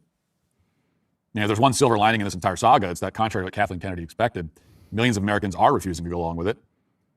They're making it very clear that, this is not about hating women or hating new ideas. Yep. They just hate the bastardized, pointless, insulting, trashy, low IQ mess that this franchise has become. I think it's more than that. It's not really about the franchise anymore. It's about them thinking you're stupid, right? These companies think you're stupid. And rightfully so, they're correct. Because of a lot of the industry or a lot of people that like the stuff are stupid. And I'm not saying stupid like they're mentally, right? They're just stupid. They're just like, oh, it's Star Wars. It's got to be good. So they buy the stuff, right? Bath and Body Works, buy the soap, buy the candles, scent, whatever, right? They're just like, oh, build it up, right? Because it's a brand. And they think automatically because of the brand, you're going to buy it, right? Sony, Microsoft, Disney, Netflix, doesn't matter what it is. They know that you like the thing. So they're going to make the thing. Stranger Things has a Lego set, right? Candle smells, right? All of these things. They know that it's got a baked-in audience, and they want you to buy the stuff, right? You got to be a good little boy and girl, and you got to buy the things that we made for you because we made it, so you have to buy it. That's what it is, right? And now it's not about killing the franchise. It's about thinking I'm retarded, and no matter what you buy or what you make, I'm going to buy. That's not how that works, right? Just because I have a morning show doesn't mean you have to show up every day. I'm making the stuff, and if I talk about something that interests you, you'll be here to listen to it. If you're not interested in it, then you'll go away, right? That's the way it works, right? If I make the thing, doesn't mean I'm all of a sudden, because I had 100 people yesterday, I'm going to get 100 people today. It's not how that works, right? They're like, oh, well, that's just, right? If I talk about one game today, I might not talk about tomorrow, right? That's just not how it works. Right? They think because they made Star Wars that it's automatically going to make $1 billion. It's automatic. And then there's people that are so invested in this that they're talking mouthpieces for these corporations without even being paid. They love talking about the stuff because they feel like it's their childhood. It saved them when they were a kid. They had divorced parents, and it saved them when they were kids because that's what they watched. They watched Star Wars. Right? So now there's people thinking that this movie's going to make $1 billion or $2 billion. It's like, what are you watching? Right? What do you want? No one's saying you can't like the thing, but to openly, as we call them here, trash night for a company or for a film or for a video game, when obviously, like, we can see the data points and go, yeah, this is not doing very well. They just completely blindly love it because why not? Which is to say, Star Wars is dead, and Disney killed it. That'll do it for the show today and this week. Talk to you next week. Have a great weekend. Godspeed. So there you go. Matt Walsh, who doesn't give two shits about Star Wars or Star Trek or Lord of the Rings or any of that stuff, talk about Star Wars. Why? Because it's an important thing for culture, right? Culture that Disney completely destroyed.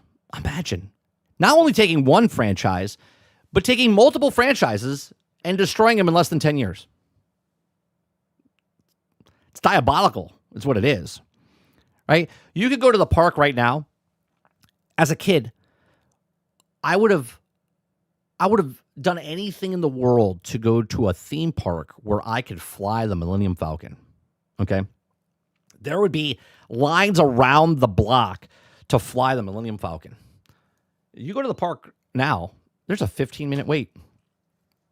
Grogu and Mando is a brand new thing that they just did for the ride where they changed it. It's got like 7 different types of missions. Nobody cares. Nobody cares about going on a Millennium Falcon ride to do the Mando and Grogu adventures. They don't care. It's hard to believe that if you told me, as he said in the very beginning of the video, right, back in the 90s, that you would have said Star Wars would be hated by everybody, I would have been like, you're crazy. Right? You're crazy. Right? But here we are, right? And this is why I say never.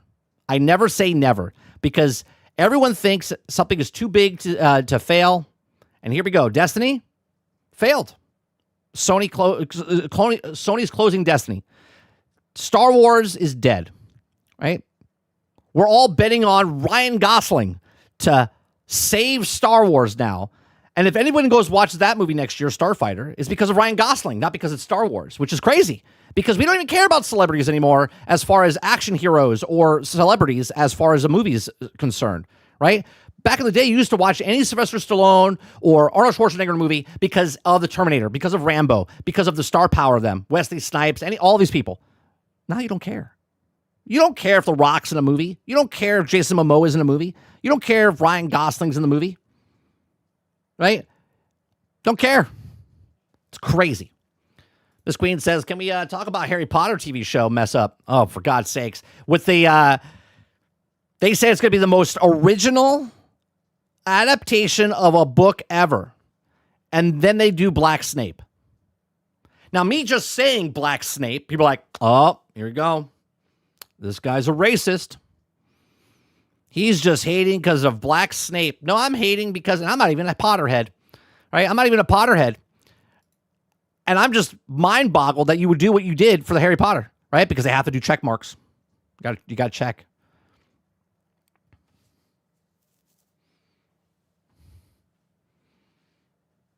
You got, and if you don't like it, Miss Queen, you're going to be a sexist, racist, and misogynistic because you don't like Black Snape.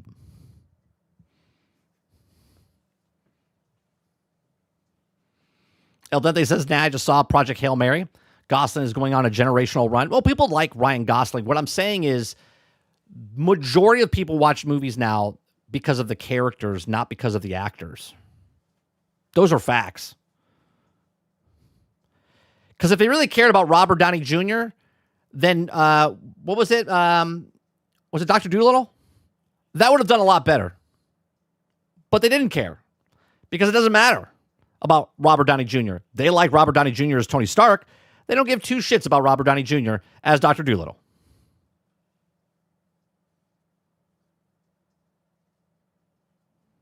Right? It was a financial failure. He got paid.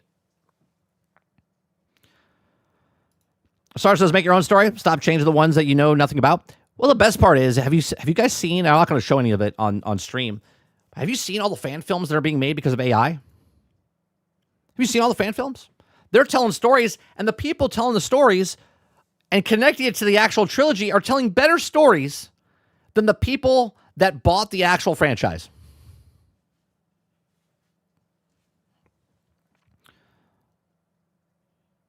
Shadow says they do that trash on purpose.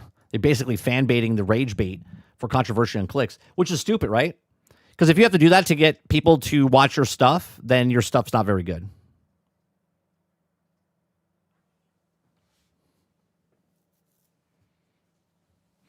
Eclipse says, well, I mean, it's not hated by everyone. The 1,000 people that buy the modern audience games probably likes new Star Wars. I mean, how many people bought, let's see.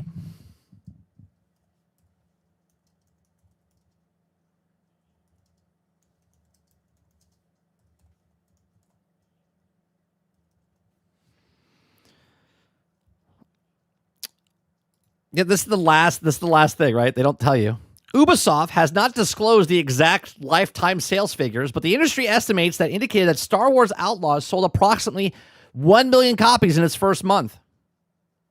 Great. What did it sell afterwards? I'm sure it sold tens of millions of copies, right? Tens of millions of copies of Star Wars Outlaws. It probably went from 1 million to 1.2.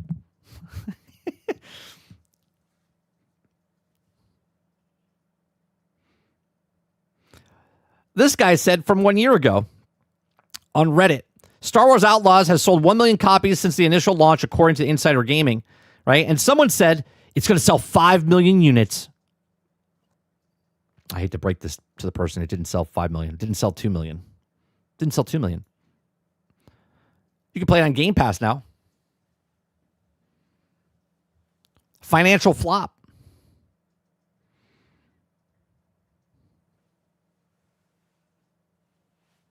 Shadow says, not a fan of it, but they keep going over and over again. After a while, you'll notice a pattern. He was Dr. Dolittle? Yes. Yes.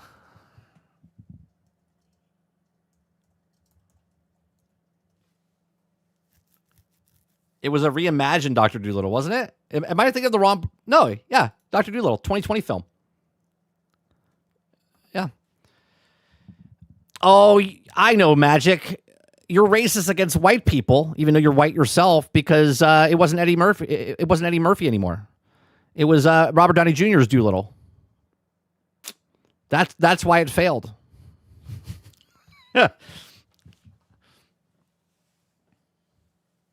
Jesse Max says, you seen the Odyssey blowback from fans and the Greeks too? Yeah. Yeah, I mean, you could have came out from the very beginning and said that you were doing an adaptation of the Odyssey, sort of like they did with Romeo and Juliet back in the day with Leonardo DiCaprio. You know what I mean? Like, they could have said something like that. But no, they said they were telling a real story, and so much so that he was being so authentic with it. And then all of a sudden they changed the music, and there's like rap music in it, and then there's a bunch of stuff. It's like, what story are you telling?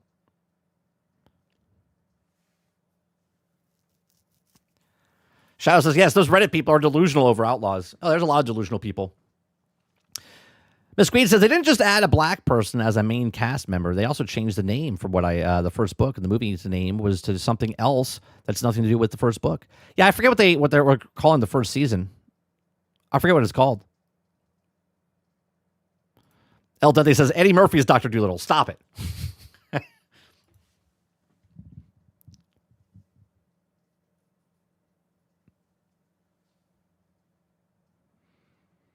Even the sequels were basically just copies of the original trilogy plot. Yeah.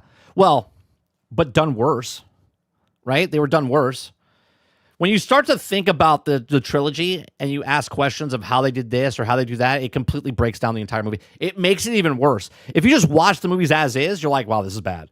But then if you start asking questions about the thing, right, then you get Trash Knights come in and they're like, well, actually, this is actually makes perfect sense. It's like, okay, cool. It's because everyone takes it very personal. Right? Because let's say I did like episode 7 or 8 or 9, which I don't, I hate. Okay. Let's say I did like it. And then you guys are like, well, it's a terrible movie. I'll be like, no, it's not. Right? Where I could have just been like, yeah, that's actually pretty bad, but I like it. Right? That's the problem with a lot of people. They can't admit to themselves, right? Just because you like it, right? It's got to be good because you like it, right? Because you like something, it has to be good. Well, that's not how it works in the world, right? The consensus of everything is how it works. Regardless if you think something is good or bad, the mass market tells you if it's good or bad. Now, obviously, there's movies that were not popular. Like Pulp Fiction wasn't a very popular movie in theaters, right? It built up afterwards, and it's a very beloved film. Okay, people could say it's a bad film. People say it's a good film. Financially, in the movies, it didn't do very well. Okay, overall. Right? But afterwards, it blew up, right? It blew up. And it's a beloved movie. Same with, I'm trying to think of Clerks, right? Clerks made a lot of money, but it wasn't a very mass hit of everybody. But the majority of the people that watched it loved the thing. So it's a successful film. It's a very successful thing. Okay? So regardless if you like it or hate it, the populace says it's popular, right? You could hate Harry Potter, the original Harry Potter, but the Harry Potter films are very successful. So regardless if you hate something or love something, it all depends on what. So if something is very successful or something's not very successful, like people loved Solo. Solo's a failure. It lost a lot of money. You could say that you like the movie and it's a good movie. Cool. But to protect it and say it's a good film, when everyone else said it was a bad film, it's a bad film by the populace.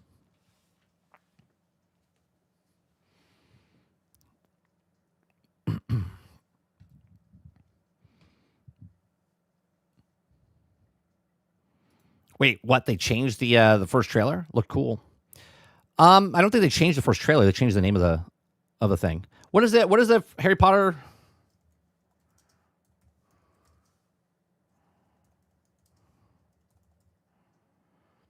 It's the Sorcerer's Stone. Is the Harry Potter and the Philosopher's Stone?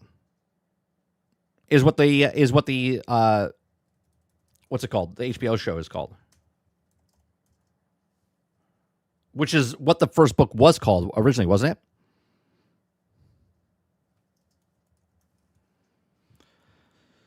Let's see here. Again, I'm not a Potterhead, so I got to look this stuff up. Television project is officially titled Harry Potter TV series, is in specifically called Harry Potter and the Philosopher's Stone.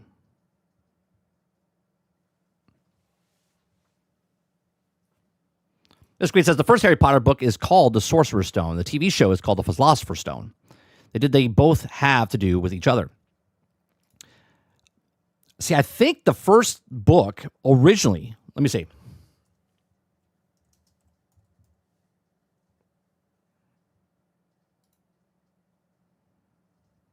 Yeah, Harry Potter and the Philosopher's Stone was originally is what it was called.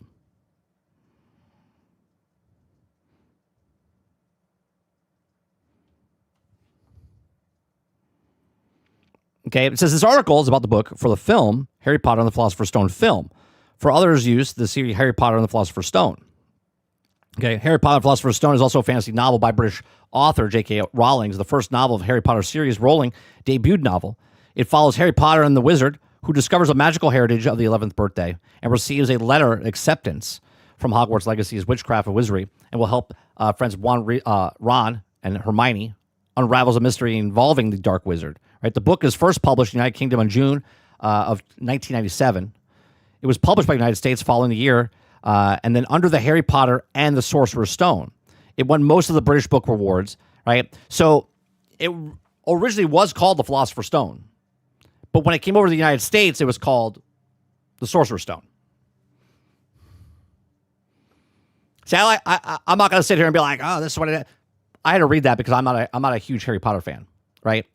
I do remember it called the Philosopher's Stone, and then I was like, "Oh, well, they're changing." So I'm not gonna sit here and nitpick that. But I don't recall Black Snape being black in Philosopher's Stone in the original book. Matter of fact, I remember it specifically in the thing where it says his skin is pale.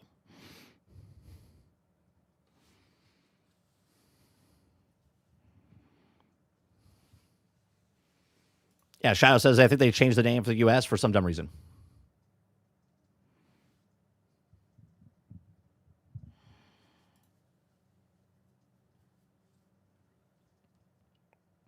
I love learning stuff, so I'm not going to sit here and defend why they changed the name or not. All I know is they say it's the most authentic, saying it's the most authentic Harry Potter book to TV series adaptation, and yet change one of the main characters to a black guy. Automatically makes it the least most accurate, right?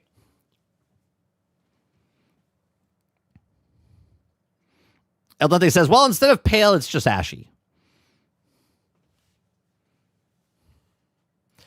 It's probably because of the word philosopher is more of a European term, and maybe it wouldn't have sold as many in the United States. I don't know if that's true, Shadow. I'm just assuming that's what it is, right? It would be something stupid like that. It's something as dumb as that is why they would change the name. We did a poll, and most people didn't know what philosopher was.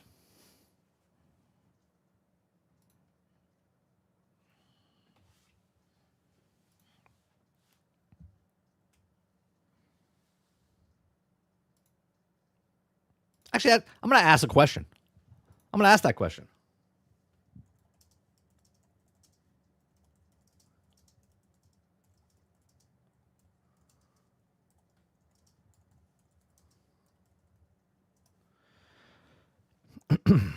U.S. publisher Scholastic feared. There you go. That's exactly why. Right? The U.S. publisher Scholastic feared that children wouldn't associate philosopher with magic. They worried kids might think the book was boring academic text, so they changed it to make the title sound more overly magical and exciting.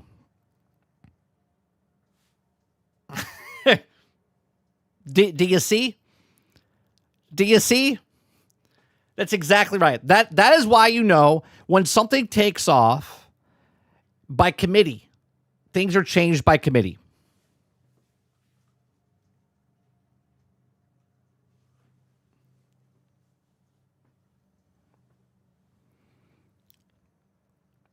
Mo says, sallow skin, not black.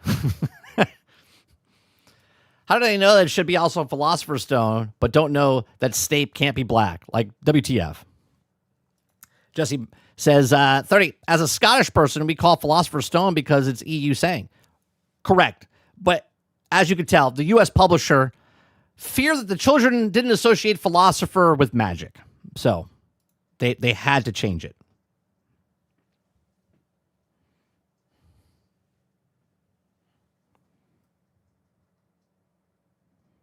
That's exactly right, Eclipse. See? Because the kids in America wasn't taught that the word meant. It's always something stupid. Right? It's always something stupid of why it doesn't do it or why it does do it.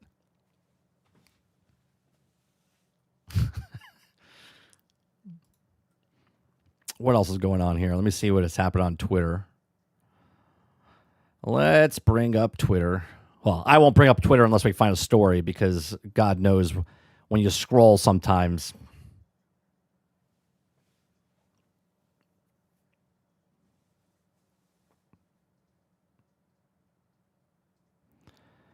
Let's see. The Spider-Man show is getting good review type stuff. Let's see. Just watched Jason's first ever YouTube video about Destiny 2 and why it failed. 21 minutes. One day back in 2014, 12 years ago, I was in the Kotaku offices down in Soho. It was September, and we got a bunch of game discs from Activision.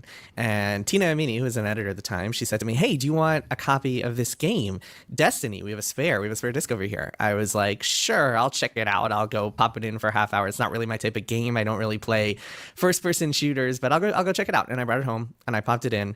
And 2 months later, I had roughly 500 hours in Destiny. It took over my life. It was a very special game to me. Is Jason making a YouTube channel because writing articles is not going to pay the bills anymore, huh? For a lot of reasons. One is I played it with friends, with my colleagues, with Tina and Kirk and a whole bunch of other people that I wound up becoming great friends with over the years. Dolphin says, so British people think Americans are dumb. Well, technically Scholastic is an American company. So American companies think Americans are stupid. It was much more fun than I expected to be blasting Hive and Fallen and hanging out in loot caves and going on raids. And there was something really special about how bad it was, you might say, how much friction there was. A lot of my time spent playing Destiny was complaining about Destiny. I remember I would be playing and I would be on the headset and the couch in my living room in Manhattan. I shared a very small studio apartment with my wife at the time, which, by the way, she wasn't my wife at the time, my girlfriend at the time, who would then become my wife. And by the way, if you want to see how long a relationship, like if a relationship can truly last, try sharing like a 400 square foot apartment with someone. No. If you want your relationship to last, get in a canoe. Get in a canoe and have your significant other paddle. If you guys could paddle the same without you yelling at your significant others, then you're right for that person. Forget about living in a 400 square foot place. If you can get in a boat and paddle down a river, a lake, a pool, okay, then you know you're compatible. And if you make it there a couple of years, and you'll be good. But anyway, she would come home or she would hear me on the microphone playing Destiny, and she would be like, "Jason, why do you play that game? All you do is complain about it." But it was just, there was something special about that time, about kind of unifying with your friends to battle against not only the challenges of the game, but also the problems that the game had. There's a lot of problems. A lot of problems back in the Destiny days. So many fond memories of that time. But because we complained so much, they fixed them for Destiny 2 in the beginning. Of having people pull the land. But there was also a lot more problems in Destiny 2. cable to take down Crota in the Crota's End raid. Of man, that first time going through Vault of Glass, the first Destiny raid, and just kind of seeing how different it felt and how cool it was. This is a game that would just signpost everything and be giving you objectives constantly and telling you what was going on until you got to this one raid where it didn't tell you anything and it was kind of quiet. Ghost wasn't talking for the first time, and you just had to go through and explore and figure it out with your friends, which was just the coolest. Stop lying. You didn't figure it out with your friends.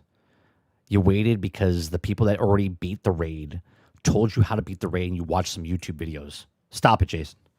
Stop it. Thing ever. There was Taken King, which really elevated the game to a new level. Bungie was very, I mean, they were very reactive to this game. They would patch out a lot of the friction, which was both a good and a bad thing. I kind of fell off a few years later when Destiny 2 came out, and there was a hard reset. You had to start a new character, and essentially it was a reboot for the game, and I never quite got as into it. During Destiny, Dolphin says, dude, I got in such a bad argument because I wasn't helping paddling with my ex. I mean, were you in the front or the back? Were you in the front of the boat or the back of the boat? Who was watching who? This is key, Dolphin. Right? Let me tell you a little secret here. First of all, if you ever get in a canoe or a kayak or any kind of thing where you have to row in a boat, you put your significant other in front. So if you're a woman and you have a man, okay, and your man is the weaker one of you guys, you put him in the front, because in the back you could always tell what they're doing, so you can see the way they're rowing. So even if they're on the wrong side of the boat at that moment, you could be on the other side, counter maneuver, and then you tell them, what to do. Okay. If you're in front and you're not rowing and she's in the back yelling at you, that's a problem. That's a problem. One, because you're not pulling your weight, and you gotta know which side of the boat you're on, which side you're going. So key is you always. If you're the person that knows what's going on, you sit in the back of the boat and watch what the front person is doing. That way you don't take the oar and try to kill them with it.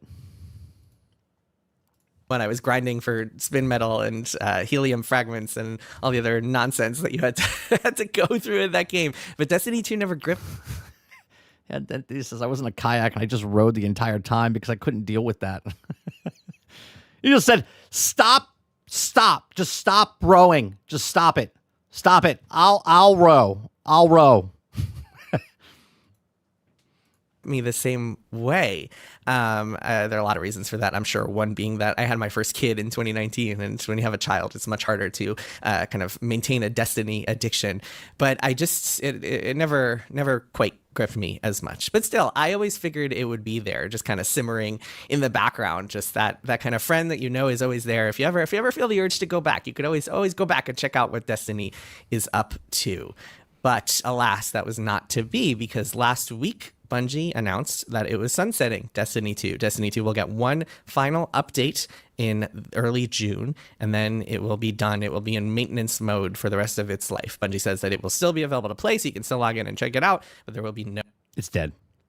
It's dead. You can say it's there. It's dead. No new content. And there's something really sad about that. There's something tragic about that. This is the first time in 12 years that there has not been a living Destiny game.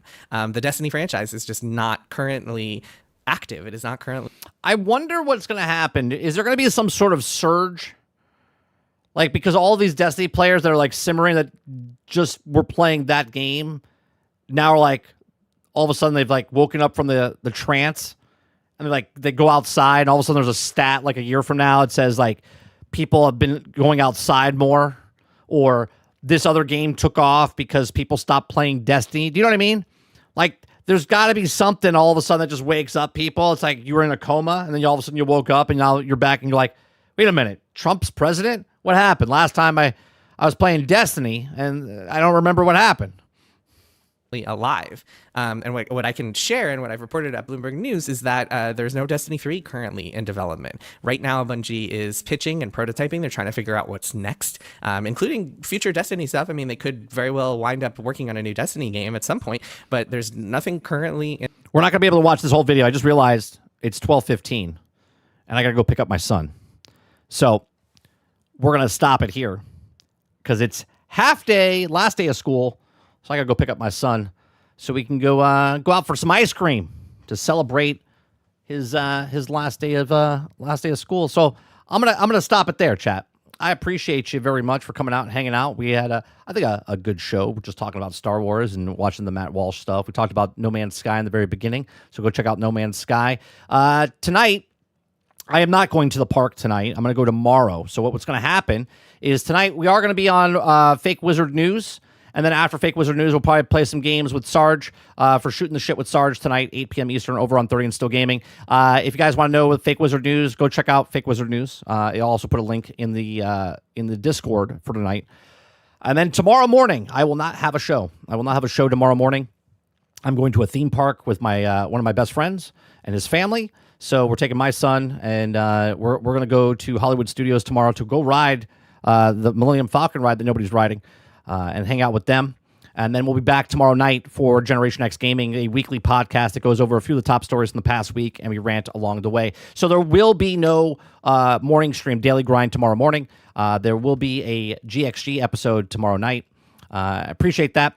Yeah, it's in the link to the description down below, Miss Queen. If you just go to the description, you'll see the Discord link down below. Thank you very much. You guys have a great rest of your day, evening, or night, and I'll see you guys on the next one. Peace out.